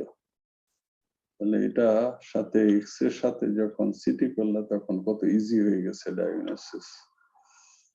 তো এই পেশেন্টটার এএলটি একটু বেশি, সোডিয়াম কম। তো পেশেন্টের যেহেতু হেডেক ছিল আর ভমিটিং ছিল, আমরা এমআরআইও করি। এমআরআই তে দেখে ভেন্ট্রিকল গুলো অলরেডি ডাইলেটেড হয়ে গেছে, তাহলে এটা তার মেনিনজিয়াল ইনভলভমেন্টও ছিল। তাহলে ডায়াগনোসিস হলো disseminated tuberculosis with TB meningitis with raised DSR. তাহলে লিম্ফো টিউবারকুলোসিসও আছে, পালমারি টিউবারকুলোসিস, টিবি মেনিনজাইটিস, সবকিছু বিশাল। আগে একবার ক্লাসে আমি এরকম একটা এক্সরে অপশনে উঠাইছিলাম, আজকে একটা ছবি অপশনে তুলি আসো সাথে। জি স্যার। এখন একটা ছবি দিব অপশনে। জি স্যার। আগে ছবিটা দিয়েছিলাম তাজমহল ভালোবাসার, এবারে একটা দুঃখের ট্র্যাজেডি ছবি দিব। ও তো ভালোই বলছিল, ওই মেয়েটার নাম কি? তাবাসসুম। নওশিন তাবাসসুম। জি। নওশিন তাবাসসুম। আবার অডিওটা তুমি আনমিউট। জি স্যার। তোমাকে অপশনে একটা ছবি দেখি পারো কিনা। Okay sir. এই ছবিটা কিসের ছবি? স্যার এটা বাংলা, সরি স্যার, এটা দুর্ভিক্ষ পীড়িত স্যার মোস্ট প্রবাবলি সোমালিয়ার ছবি, যেই ছবিটা তোলার পরে ফটোগ্রাফার এটা নিয়ে অনেক কষ্টে ছিলেন যে উনি এরকম একটা ছবি তুলেছেন যেটাতে ওনার কিছু করার ছিল না। কিছুক্ষণ পরেই বাচ্চাটা মারা যাওয়ার পরে শকুনটা বাচ্চাটাকে খেতে অপেক্ষা করছিল আর কি স্যার। ভালোই বলছো। তুমি কোথায় পাস করছো? স্যার আমি কুমিল্লা মেডিকেল কলেজ থেকে পাশ করেছি। এই ভালো, অনেক পড়াশোনা নিজের নলেজটাকে স্পেকট্রামটা বাড়ায়, শুধু মেডিকেলে পড়া পড়লে হয়? এটা দেখো, এটা খুবই একটা ঐতিহাসিক ছবি।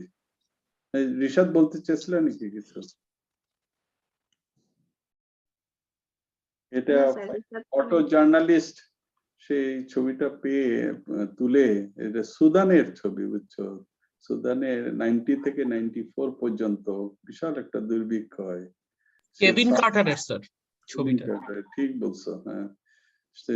সেই সময় তাকে একজন তার ফ্রেন্ড ইনভাইট করছিল যে তুমি আসো কিছু ছবি তুলতে পারবা। তো এরকম একটা ইউনিসেফের একটা জায়গায় যেখানে 5 বছরের বাচ্চাদের দুধ বিভিন্ন জিনিস খাওয়ায়, এই বাচ্চাটা সেখানে যেতে যেতে অসুস্থ হয়ে ধান খেতে বোধহয় এরকম করে, তার এই বাচ্চাটাকে খাওয়ার জন্য শকুনটা এরকম বসে আছে। তো দা স্ট্রাগলিং গার্ল হিসাবে নিউ ইয়র্কের টাইমে পত্রিকায় ছাপা হয় পরে, এটা 93-তে বোধহয়। কিন্তু পরে দেখলে আসলে এটা মেয়ে ছিল না, এটা একটা ছেলেই ছিল। তো পরে যে এই ফটোগ্রাফার এই ছবিটা তুলে এত বিখ্যাত হয়, কিন্তু দুঃখে আবার সে নিজেই সুইসাইড করে, কার্বন মনোক্সাইড গ্যাস নিজের গাড়িতে দিয়ে নিজেই মারা যায়। এটা একটা বিখ্যাত ছবি, একটা কষ্টের ছবি। তো তুমি ভালোই এগুলো মনে রাখতে পারলে ভালোই লাগে। তো যাক, আমরা একটু বিরতি দিলাম আর কি, বুঝছো না, একটু বিরতি দিই, তো আমরা পরে আবার আরেকটু শুরু করি। একটা এক্সরে, এটা এগুলো সবাই অনেকে বেশিরভাগই পারা উচিত এখন। দেখো, এটা এক্সরেতে একটা কেভিটি রিলেশন আছে ইন আপার জোন। লেফট আপার জোনে there is a cavity relation. There is a horizontal fluid level. তাহলে horizontal fluid level যদি থাকে, তাহলে this is very pathognomic of lung abscess. তাহলে fluid level নাও থাকতে পারে, তাহলে simple cavity থাকতে পারে, কিন্তু fluid level থাকলে এটাকে lung abscess এর radiological, this is pathognomic of lung abscess. তাহলে এরকম কেভিটি থাকলে lung abscess by definition, lung abscess হলো একটা pyogenic abscess। তাহলে pyogenic organism, এটা anaerobic, aerobic এরকম হতে পারে। anaerobic bacteroids, anaerobic streptococci আর staphylococcus আর gram negative organisms।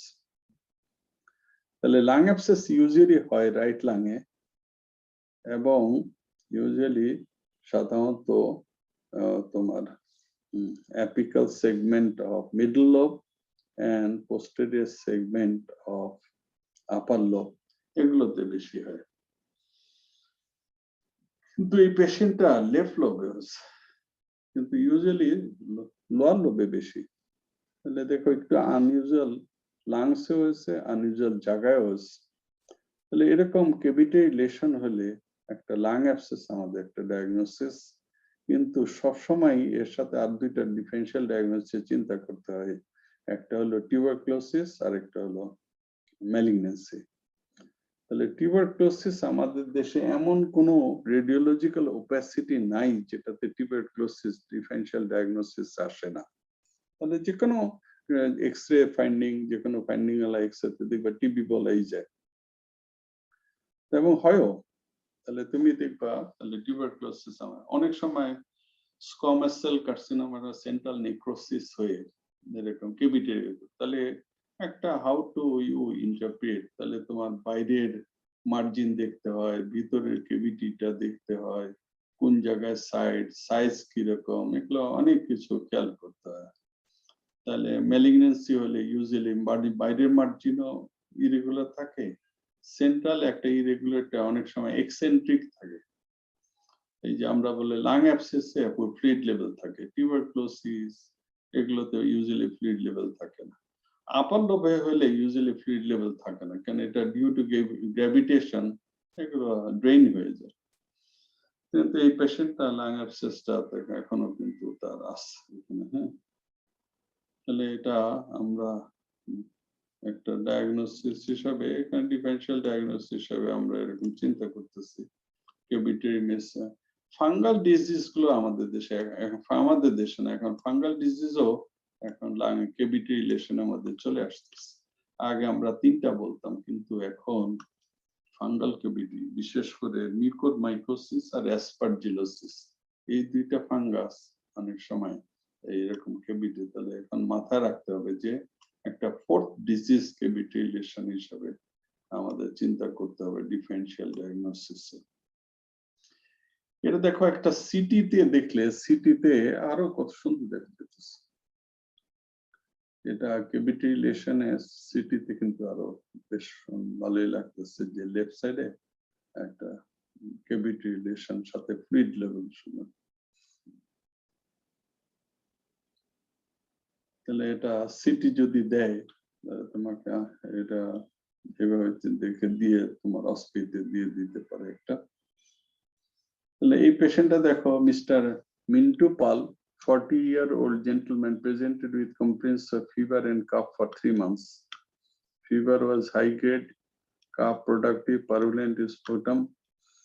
তাহলে যখন পারুলেন্টের সাথে ফাউল স্মেলিং হয় ওটার বলে ফিটিড স্পুটাম। ফিটিড থাকলে বুঝতে হয় যে দিস ইজ ব্যাকটেরিয়াস। তাহলে এতে প্রচুর স্পুটাম, কপিয়াস স্পুটাম হয়, পার্টিকুলারলি মর্নিং এ বেশি হয়। এই জন্য অ্যামাউন্ট অফ স্পুটাম দেখে বোঝা যায় যে পেশেন্টটা কি অবস্থা, ভালো হইতেছে কিনা। তাহলে লাং অ্যাবসেস আমরা তিনটা স্টেজে চিন্তা করি। একটা হলো প্রথম নিউমোনিয়াটা যদি ইনফেকশন হয়ে যায় তখন আস্তে আস্তে অ্যাবসেস এক জায়গায় পাস হচ্ছে। তাহলে বাই ডেফিনেশন লাং অ্যাবসেস হলো abscess in the lung caused by suppurative organism excluding tuberculosis and malignancy. তাহলে সবসময় বাই ডেফিনেশন টিউবারকুলোসিস এবং ম্যালিগন্যান্সি এক্সক্লুড করার পরই আমরা লাং অ্যাবসেস বলতে পারি। কিন্তু অনেক সময় অন্য কিছু আছে, সেগুলো তো অনেক সময় বইতে থাকে, যে এমফাইসেটেমাস, বুলা, ইনফাকশন, এগুলো তো লাং অ্যাবসেস হতে পারে। কিন্তু সহজভাবে বলতে গেলে this is pyogenic, caused by pyogenic organism localized in the lung and excluding tuberculosis and তাহলে এটা একটা সিম্পল। এই পেশেন্টটা যেমন আসছিল, এই পেশেন্টের লেফট আপার জন্য লাং অ্যাবসেস। এটা বললাম যে আমাদের যে পেশেন্ট গুলো ভর্তি হচ্ছে সেগুলো করার চেষ্টা করছে। এই আর একটা পেশেন্টে দেখো, এটা আরেকটা সুন্দর এক্সে। এখানেও রাইট অ্যাপেক্সে একটা এরকম উপরের দিকে কিছু কেভিটি, নিচে ফ্লুইড লেভেল, একটা হরিজন্টাল এয়ার ফ্লুইড লেভেল আছে। তাহলে রাইট অ্যাপেক্সে আমরা একটা দেখতেছি cavity relation with air fluid level. তাহলে এটাও আমরা চিন্তা করি যে একটা লাং অ্যাবসেস হয়ে আছে না ডিউ টু।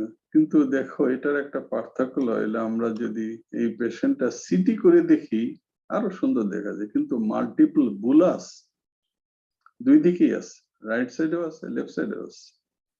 তাহলে অ্যাপেক্সে অনেক নিউমারাস বুলাস। তাহলে এটা এই লোকটা 60 years old businessman, he was admitted in his department। এটা এগুলো সব আমার এগুলো লাং অ্যাবসেস, এগুলো আগের কালেকশন।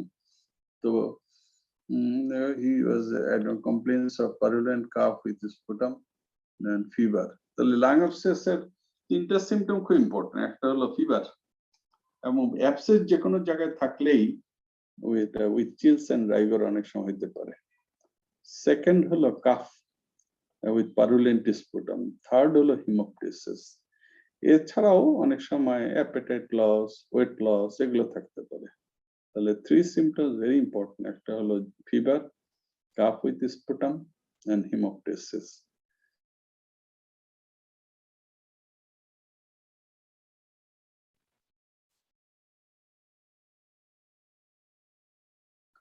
তাহলে এই পেশেন্টটাও আমাদের যে ভর্তি হয়েছিল, তো পেশেন্টের দেখা যায় যে লাং অ্যাবসেস উইথ মাইল্ড এমফাইসিস বুলা এট দ্য আপার জন।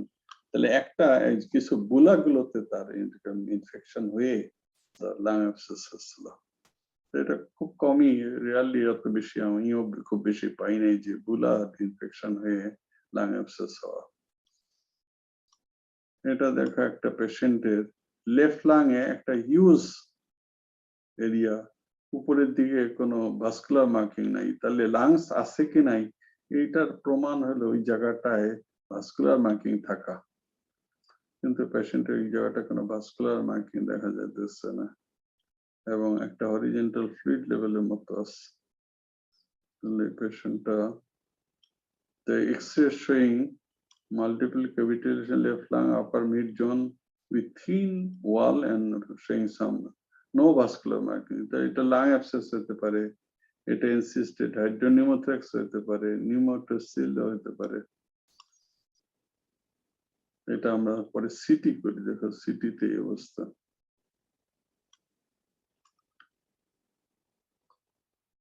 তাহলে এটা সিটি করলে এরকম দেখা। তাহলে তুমি দেখো এক্স-রে আর আমরা এক্স-রে এর সাথে যদি সিটি করি একই পেশেন্টের, তাহলে এরকম আসতে পারে। এটা একটা অল্প বয়সের একটা মেয়ে, দেখো a 15-year-old girl নরসিংদী থেকে আসছে with complaints of fever, cough and hemoptysis for 5 days। তাহলে বেশি দিনের হিস্ট্রি না, কিন্তু এই সময় এই পেশেন্টের একটা চার্জ। তাহলে এরকম এটা একটা ইনফেক্টেড নিউমোটোসিল অফ লেফট লাং। তাহলে অনেক সময় নিউমেটোসিল এরকম ইনফেক্টেড হইতে পারে। এটা আরেকটা দেখো, এই পেশেন্টটা ওই যে আমরা বলছি যে অনেক সময় ওপেসিটি মাঝখানে যদি ট্রান্সলুসিস থাকে এটারই কেভিটি বলে। এই পেশেন্টের একটা কেভিটারি লেশন আছে রাইট অ্যাপেক্সে, কিন্তু বাকি লাংসও কিন্তু নর্মাল না। লেফট সাইডে দেখো অনেক কিছু শ্যাডোজ আছে, কিন্তু সরি কিছু মটল শ্যাডোজ এর মতো কিন্তু আরো ডেন্স, কিছু ক্যালসিফাইড শ্যাডোর মতো হয়ে আছে ডেন্স। তাহলে এটা একটা কেভিটারি লেশন। আমরা এই পেশেন্টটা with some calcified shadows in mid and upper zones of both lungs. এটা আমরা পরে সিটি করি, সিটি করে দেখো যে এরকম ক্যাভিটি রিলেশন গুলো দেখা যাইতেছে। এই পেশেন্টটার Mr. Kamro, 50-year-old, presented with respiratory distress 15 days, recurrent cough with scanty hemoptysis and fever for 2 months. তো এই পেশেন্টটাও আমরা ফাইনালি ডায়াগনোসিস হয় কেভিটারি পালমোনারি টিউবারকুলোসিস উইথ সিলিকোসিস। তাহলে সে হলো শিলপাটা ধার দেয় না অনেক সময়, ওই কাজ করে গ্রিন্ডিং ওইগুলো করতো। যাদের সিলিকোসিস হয়, সিলিকা হলো ফাইন ডাস্ট, আমাদের দেশের silica dust ceramic industries, pottery industries, cement industries এখন অনেক আছে। সিমেন্ট, বাংলাদেশের সিমেন্ট এখন এক্সপোর্ট হয়। এইসব জায়গায় এরকম অকুপেশনাল লাং ডিজিজের ভিতরে সিলিকোসিস, অ্যাসবেস্টোসিস আমাদের দেশে কিন্তু অনেক হওয়ার সুযোগ আছে। এই জন্য সিলিকোসিস থেকে কিন্তু এদের টিউবারকুলোসিস খুব কমন হয়, আনকমন না, কমন না হলেও। তাহলে এটা একটা অকুপেশনাল লাং ডিজিজ, কিন্তু কতগুলো ডিজিজ কন্ডিশনে তারা মোর সাসেপ্টেবল টু টিউবারকুলোসিস। যেমন ডায়াবেটিক পেশেন্টের টিবি খুব হয়, যারা সিওপিডি অ্যাজমা তাদের হয়, দেখবা পোস্ট গ্যাস্ট্রেক্টমি সিনড্রোমে টিবি হয়, ইমিউনোকম্প্রোমাইজ পেশেন্টের টিবি হয়, স্টেরয়েড যারা পায় তাদের টিবি হয়। এরকম সিলিকোসিস যাদের আছে তাদের টিউবারকুলোসিস হওয়ার সুযোগ থাকে। এই পেশেন্ট আরেকটা দেখো কেভিটি লেশন, এই রোগীটার কোভিড হয়েছিল। কোভিড হওয়ার পর বাসায় যাওয়ার পরে, এটা খুলনার একটা রোগী, তার বাসায় যাওয়ার পরে আবার তার জ্বর হয়, কাশি হয়। তখন ওখানকার খুলনা ডাক্তাররা অ্যান্টিবায়োটিক দিয়ে ট্রাই করে, অ্যান্টিটিবি দেয়, কিন্তু ভালো হয় না। পরে এসে বারডেমে পেশেন্টটা ভর্তি হয়, এটা আমার কালেক্টেড। তার অ্যান্টিটিউবারকুলার মেডিকেশনও দেওয়া হয়, কিন্তু কোনো ইমপ্রুভ করতেছে না। ফাঙ্গাল ইনফেকশন চিন্তা করে ভরিকানাল জলও দেওয়া হয়, কিন্তু পরে দেখা যায় ইমপ্রুভ করতেছে না। তখন তারা অন্য সেই সময় ব্ল্যাক ফাঙ্গাস সারা ইন্ডিয়াতে খুব হইচই পড়তেছিল, তখন চিন্তা করতেছে পেশেন্ট ডায়াবেটিস আনকন্ট্রোল, যেটা তখন চিন্তা করে কিছু ইনভেস্টিগেশন করা শুরু হয়। তখন ফাঙ্গাস দেখে সন্দেহ হয়, প্রথমবার হয়তো মিস হয়েছে, পরের বার দেখা যায় যে তাহলে ফাঙ্গাস কিন্তু স্পুটামে পেলেই যে মিউকোরমাইকোসিস হবে, বা তাহলে দুই ধরনের ফাঙ্গাস কোভিড এর পরে হইতে পারে, একটা অ্যাসপারজিলা, একটা মিউকোরমাইকোসিস। কিন্তু স্পুটামে পেলেই যে এটা কিন্তু এটা টিস্যুতে ইনভেসিভ কিনা সেটা দেখতে হয়। এই পেশেন্টের পরে আরো ইয়ে করা হয়, স্পুটাম স্যাম্পল গুলো করে, পরে ফাইনালি পেশেন্টের ডায়াগনোসিস হয় একটা মিউকোরমাইকোসিস, এবং এম্পোটিসিন বি দিয়ে চিকিৎসা করা হয়। চিকিৎসা করে পেশেন্ট দেখা যায় গ্রাজুয়েট। তাহলে ব্রঙ্কিও অ্যালভিউলার ল্যাবেজও নেওয়া হয়েছিল, নিয়ে পেশেন্ট দেখা যায় যে this is a case of mucormycosis. কিন্তু এসব চিকিৎসা করা তো অনেক দিন দিতে হয়, তো প্রায় 4 to 6 weeks। তো এটা এম্পোটিসিন বি দেওয়া এটা অনেক সময় এক্সপেন্সিভ, তো পরে দিয়ে পেশেন্ট আস্তে আস্তে ইমপ্রুভ করে। তাহলে কেভিটি লেশন ভিতরে আমার মনে হয় আমাদের দেশে ফাঙ্গাসটাও এখন একটা ইনক্লুড করা উচিত। তো আমি এখানে শেষ করতে চাই।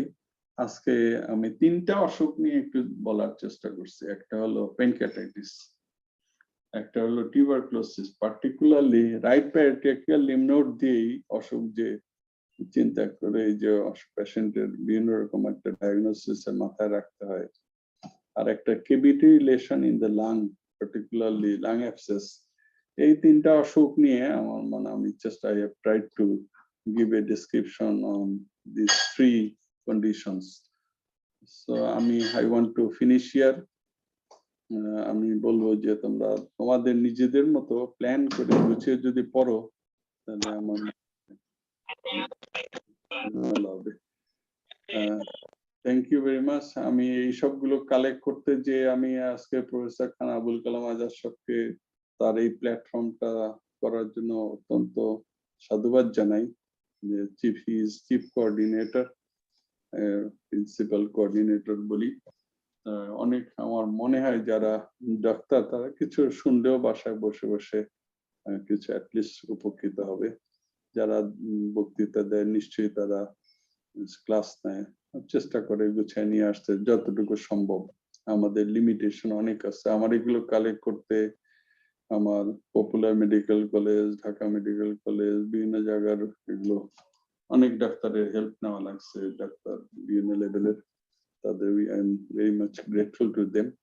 I am grateful to Novista. They have made a very good platform. I think it is helpful to many doctors. Dr. Tuli, I want to hand over the microphone to you. Thank you very much, sir, for this wonderful session. Sir, আমাদের সাথে Azad sir join করেছেন, কিন্তু Azad sir, Ismail Hossain Patwari sir join করেছেন sir. তাহলে আজাদ স্যারকে দিতে পারো তুমি। স্যার আগে কি কোশ্চেন অ্যান্সার সেশন নিয়ে? সালাম আলাইকুম আজাদ স্যার। স্যার আছেন স্যার? এই যে আজাদ স্যার আছি, আমি তন্ময় হয়ে শুনতেছি।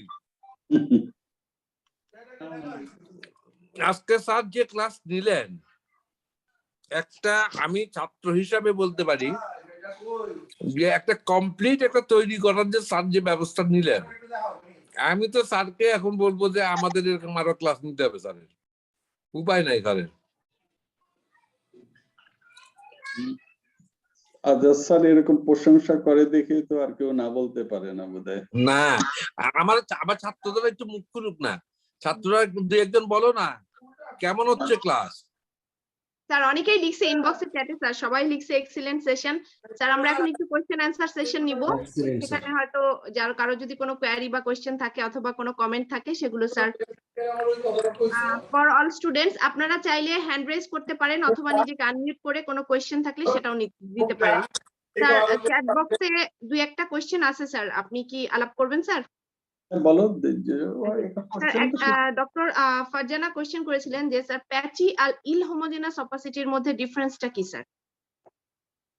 শব্দগুলো মানে রেডিওলজিক্যাল ওপেসিটিস গুলোকে ডেসক্রাইব করার জন্য বিভিন্ন টার্ম ইউজ করা হয়। তো ডেন্স হোমোজেনাস ওপেসিটি, আমি যে আমার এই এটা দেখাইতেছি, আমার এটাতে ডেন্স মানে হলো একদম কিছু ওই পারে কিছু দেখা যায় না, ট্রান্সপারেন্ট হলো স্বচ্ছ দেখা যায়। এখন ওপেসিটি গুলো পাতলা তুলা যদি ছড়ায় ছড়ায় দেখো, এগুলোকে বলে প্যাচি। যেমন প্যাচ মানে প্যাচেস, থোকা থোকা, বাংলায় যদি বলি আমরা থোকা থোকা। হোমোজেনাস হলো একই রকমের, একদম ডেন্স হোমোজেনাস আর হোমোজেনাস হলো হোমোজেনাস ভাবে একই রকম, সেটা হলো একই রকম ডেন্সিটি। আর যদি ওই রকম স্বচ্ছ না হয় এটা কম, কিন্তু ওই রকম তুমি ডেসক্রিপশন গুলোকে তুমি মনে করো প্যাচি হলো ছাড়া ছাড়া ছোট ছোট থোকা থোকা, ওইটা হলো প্যাচি। আর একই রকম হোমোজেনাস যদি লেস লাইট হয় তখন এটাকে হোমোজেনাস বলতে পারো। জি sir, thank you sir. Sir আরেকটা কোশ্চেন ছিল যে what are the causes of fetid sputum sir? Fetid sputum আমি বলছি যে ফিটেড স্পুটাম হলো যখন, অলসমেটিক স্পুটাম হলো যখন গন্ধ থাকে, পারুলেন্ট স্পুটাম হলো যখন ইয়েলো থাকে। ইয়েলো স্পুটামকে বলে আমরা পারুলেন্ট স্পুটাম। এই পারুলেন্ট স্পুটাম এইটা হয় পাস ফর্মিং অর্গানিজম দিয়ে।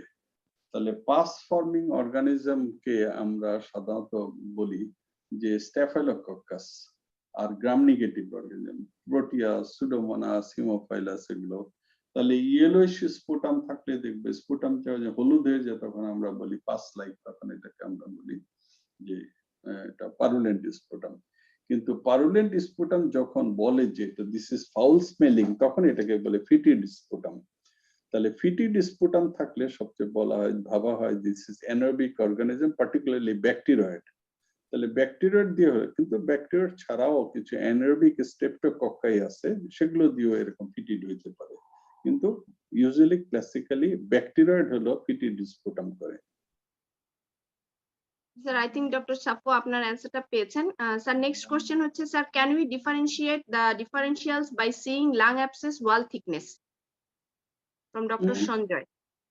না, এটা দিয়ে ডিফারেন্সিয়েট রেডিওলজিক্যালি আমরা বলছি, রেডিওলজিক্যালি আমরা অনেক সময় লাং অ্যাবসেস গুলো অনেক ক্রাইটেরিয়া আছে, যে একটা লাং অ্যাবসেস কে তুমি কিভাবে চিন্তা করবা, যে এই যে প্রগনোসিস যেরকম আমরা বলছি, যে প্রগনোস্টিক ফ্যাক্টর লাং অ্যাবসেস 3 মাসের বেশি লাং অ্যাবসেস হলে তখন চিন্তা করে যে এটা সার্জিক্যাল ইন্ডিকেশন আছে, লোয়ারের লো জোনে হলে এটা সার্জারি ইন্ডিকেশন। তো এরকম ভাবে সার্জারি কতগুলি ইন্ডিকেশন আছে। ঠিক এরকম ম্যালিগনেন্সি আমি বলছি, যেটা বাইরের মার্জিনটাও ইরেগুলার থাকে, ভিতরের মার্জিনটাও ইরেগুলার থাকে, এবং কেভিটিটা থাকে ইরেগুলার। তো কিন্তু লাং অ্যাবসেস বিভিন্ন রকমের থাকতে পারে, কিন্তু যদি হরিজন্টাল ফ্লুইড লেভেল থাকে, this is classical of lung abscess. এগুলো হলো রেডিওলজিক্যাল দেখে কিছু কিছু চিন্তা করা যেতে পারে, কিন্তু ফার্দার হিস্ট্রি, ফার্দার ইনভেস্টিগেশন, যেমন আমি শুনছি যে আমাদের ইসলাম স্যারের কথা, একদম ইসলাম স্যার জাতীয় অধ্যাপক, সে তার যারা ছাত্র ডাইরেক্ট তারা বলতো যে সে জিজ্ঞেস করতো যে একটা ইনভেস্টিগেশন করেন, রুগীর পয়সা নাই। তখন কেউ বলতো গ্রামস্টেইন, কেউ বলতো বেসরকারি কালচার, কিন্তু সে চাইতো যে এফবি বা ম্যালিগনেন্ট সেল, কিন্তু এফবিটা সে বলতো যে এফবি পেলেই বুঝতে হবে দিস ইজ টিউবারকুলোসিস। তাহলে presence of FB in sputum, this is very diagnostic of tuberculosis. কিন্তু কালচারে অনেক সময় কিছু আসলো না, আসলে হয়তো অন্যটা আসলো, এটা একটা ফলস হতে পারে। এরকম investigation, this is very important. এখন তো অনেক ইনভেস্টিগেশন, যে সিটি তো তখন ছিল না, এখন ব্রঙ্কোস্কোপি করে ওই ব্রঙ্কাস থেকে স্পুটাম লেবেজ নেওয়া যায়, সেগুলো কালচার করা যায়, গ্রামস্টেইন করা যায়, বায়োপসি নেওয়া যায়। এখন সুযোগ কিন্তু অনেক বেড়ে গেছে। স্যার নেক্সট কোশ্চেন ওয়াজ, স্যার উনি একটু জানতে চেয়েছেন স্যার অলিগেমিক এবং প্লেথরিক লাংস সম্পর্কে। স্যার অলিগেমিয়া শব্দটার অর্থ হলো কম। তাহলে লাংসে যে ভাস্কুলার মার্কিং থাকে সেগুলো দেখতে দেখতে শিখতে হয়, যে ভাস্কুলার মার্কিং এটা ডিস্ট্রিবিউশন 1:3। 1 হলো উপরের দিকে লাংসে থাকবে যেরকম, তার 3 গুণ থাকবে নিচের দিকে। এবং হাইলাসের রাইট লাং এর লোয়ার ভেসেলটা একটু প্রমিনেন্ট থাকে, লাইক লিটল ফিঙ্গার। তো আপনাকে শোনা যাচ্ছে না স্যার। এখন শোনা যায়? জি স্যার, এখন শোনা যাচ্ছে। তো অলিগেমিক লাং ফিল্ড অনেক সময় দেখা যায় যে যখন ভেসোকনস্ট্রিকশন হয় পালমোনারি, তখন আস্তে আস্তে লাংসে ভাস্কুলার মার্কিং গুলো কমে আসতে থাকে। মনে করো যে এই যে shunt vascular, left to right shunt, বা আমার সিওপিডি পেশেন্ট, এগুলো পেশেন্টের লাং এতে ভাস্কুলার মার্কিং কমে যেতে থাকে। তো ভাস্কুলার মার্কিংটা কমে যাওয়াকে অলিগেমিক লাং ভাস্কুলার বলা হয় লাংকে, অলিগুরিয়ার মতো অলিগেমিক লাং মধ্যে। আর প্লেথোরা হলো ভাস্কুলার মার্কিংটা বেশি হয়ে যায়। প্লেথোরিক ফেস বলি না আমরা অনেক সময়, ভেসোডাইলেটেশন যখন হয় ফেসের, তখন সিওপিডি পেশেন্ট, তখন আমরা এটাকে প্লেথোরিক লাং বা পলিসাইথেমিয়া। প্লেথোরিয়া ভাস্কুলার মার্কিংটা বেশি হয়ে যায়, উল্টা। আমার মনে হয় বেশি কোশ্চেন আর নেওয়া যাবে না এত রাত্রে। দুইটা কোশ্চেন আছে। বলো দুইটা তাহলে। Indication of aspiration or surgery in lung abscess. Aspiration, indication of aspiration or surgery in case of lung abscess sir. Indication of aspiration, there is no indication almost। তো এখন আমি এই লাং অ্যাবসেসের এগুলো দেখতে যে একসময় দেখছিলাম যে লাং অ্যাবসেসে তোমার অর্গানিজম যদি দেখতে হয় তাহলে দুই ভাবে তুমি বের করতে পারো, কারণ স্পুটাম দিয়ে অর্গানিজম পাওয়া যায় না। একটা হলো ট্রান্সট্র্যাকিয়াল অ্যাসপিরেট করা যেতে পারে, তাহলে ক্রিকোথাইরয়েড মেমব্রেন দিয়ে পিয়ার্স করে নিডল দিয়ে যদি অ্যাসপিরেট নিতে পারো, অথবা ট্রান্সকিউটেনিয়াস যদি ওই লাং থেকে নিতে পারো, তাহলে তুমি এক্সাক্ট অর্গানিজম পেতে পারো। এইটা একটা নিলে ট্রাই করতে পারো যে আমি অর্গানিজম দেখতে চাই। কিন্তু আগে এক সময় যখন লাং অ্যাবসেসের চিকিৎসা ভালো ছিল না, তখন এইসব অ্যান্টিবায়োটিকও ভালো ছিল না, তখন কিন্তু লাং অ্যাবসেস অ্যাসপিরেট করতো। কিন্তু এখন পশ্চাল ড্রেনেজ এবং অ্যান্টিবায়োটিক দিয়ে দেখা যায় মোস্ট অফ দ্য কেসে আমরা সাধারণত লাং অ্যাবসেস সার্জারি করা লাগে না, কিন্তু সামটাইমস লাগতে পারে। তাহলে ইন্ডিকেশনস অফ সার্জারি হলো ইন্ট্রাক্টেবল হিমোপটিসিস। অনেক সময় দেখা যায় পেশেন্টের হিমোপটিসিস কোন, এটা এই জন্য হিমোপটিসিস হইতে হইতে রোগী মরেও যেতে পারে। এই জন্য ইন্ট্রাক্টেবল হিমোপটিসিস হলে এটা একটা ইন্ডিকেশন। সেকেন্ড, আমরা বলছি যে 3 মাসের বেশি যদি লাং অ্যাবসেসের হিস্ট্রি থাকে, যে তার 3 মাসের বেশি। 3 নাম্বার হলো ডায়াগনোসিস, এটা size of the lung abscess যদি 6 সেন্টিমিটারের বেশি হয়। আর কতগুলো রিলেটিভ আছে, যে যদি দেখা যায় যে লোয়ার লোবে লাং অ্যাবসেস থাকলে এগুলো সহজে ড্রেন হয় না। তাহলে এরকম কতগুলো রিলেটিভ, এগুলো failure of medical treatment, patient ভালো হইতেছে না, বারবার জ্বর হইতেছে, কাশি ভালো হইতেছে না, তখন তুমি কতদিন আর বসে থাকবে অ্যান্টিবায়োটিক দিবা? তাহলে এগুলো তোমার ফিজিশিয়ানের উপর নির্ভর করে তখন চিন্তা করা হয় যে এটা সার্জারি করা যেতে পারে। যদি, কিন্তু সার্জারি করার আগে দেখতে হবে যে তার কন্ট্রাইন্ডিকেশন আছে কিনা, লাং ফাংশন ভালো আছে কিনা, সে ফিট কিনা, বয়স কেমন, ইয়াং পেশেন্ট, এসব অন্য লাংস কোনো ডিজিজ না, এগুলো সব তোমার ইন্ডিকেশন, কন্ট্রাইন্ডিকেশন, প্রিরিকুইজিট, এগুলো সব ঠিক। কোমরবিডিটি কি অবস্থা, অর্গানিজম কি, তুমি টিউবারকুলাস অর্গানিজম আছে সেখানে তো লাং তুমি আর ইয়ে করতে পারবে না। এই জন্য তোমাকে এগুলো সবই ভালো করে জানতে হবে। স্যার আমরা খুব সংক্ষেপে, আমার মনে হয় স্যার একটা দুইটা question sir. Sometimes it is confusing to differentiate ILD from miliary TB in chest X-ray sir, এক্ষেত্রে কি? আইএলডি আর মিলিয়েটিভ একই জিনিস না। মিলিয়েটিভ আর মিলেট শ্যাডোজ, এগুলো দুইটা লাংসে অনেক সময় যে থাকে, ওগুলো দেখতে, ওইটাকে মিলিয়ারি শ্যাডোজ বলে। আর ইন্টারস্টিশিয়াল লাং ডিজিজ হলো তোমার এগুলো সেপ্টা গুলো যখন থিকেন্ড হয়ে যায়, এগুলো তোমার তুমি এইচআরসিটি করলে খুব ভালো বোঝা যায়। এই জন্য তুমি যদি ওইরকম লাং প্যারেনকাইমা দেখতে চাও, তাহলে তোমাকে তখন এইচআরসিটি করতে হবে। এবং ব্রঙ্কিয়েক্টেসিস, ইন্টারস্টিশিয়াল লাং ডিজিজ, এগুলোতে এইচআরসিটিতে খুবই সুন্দর বোঝা যায়। মিলিয়ারি টিউবারকুলোসিস খুবই বিউটিফুল দেখা যায়। যদি আমরা বিউটিফুল বলি, রোগীর জন্য হয়তো খারাপ, কিন্তু একাডেমিক আমরা বলা উচিত। তো সেগুলো দেখতে খুবই ভালো বোঝা যায় তোমার এইচআরসিটিতে। 1 মিলিমিটার স্কেল যদি এরকম যদি মিলেট শ্যাডোজ থাকে, এটা সাগুদানা বলে, কিন্তু সাগু দেখছে কিনা অনেকে হয়তো দেখেই নেই, ছোট ছোট এরকম শ্যাডো। জি sir, thank you sir. Sir, why pancreatic ascites develop so quickly? Pancreatic ascites, এগুলো তো হিমোরেজিক অ্যাসাইটিস হয়, যেগুলো সিভিয়ার ফর্মস এর অ্যাসাইটিস হয়, এগুলো বলেন যে প্যানক্রিয়াটাইটিস মাইল্ড, মডারেট, সিভিয়ার চিন্তা করতে হয়। হিমোরেজিক অ্যাসাইটিস যেগুলো হয়, এগুলো খুব র্যাপিডলি হয়ে যায়। এগুলো তখন এগুলো পেশেন্টই তো সিভিয়ার, এই জন্যই তাড়াতাড়ি হয়। Sir, I think this is last question sir, আর কোশ্চেন নেওয়া বোধহয় সম্ভব হবে না স্যার। এখানে একজন একটা কোশ্চেন করেছেন sir, a patient with acute pancreatitis bronchial asthma with AKI, sir analgesic হিসাবে if tramadol is not responding, then next আমরা কোনটাতে সুইচ ওভার করব sir? AKI, asthma, acute pancreatitis. বাবা, ও তো এতগুলি কমপ্লিকেশন একসাথে ধরছে, ওটা কি এটা বোধহয় খুব সম্ভবত কোনো প্র্যাকটিক্যাল পেশেন্ট থেকে হয়তো উনি বলছেন স্যার, মনে হচ্ছে যেটা। এটা ওই যে প্যানেলিস্টরা আছে, আজাদ স্যার, ইসমাইল স্যার, তারা উত্তর দিবে। সালাম আলাইকুম, ইসমাইল স্যার আছেন স্যার?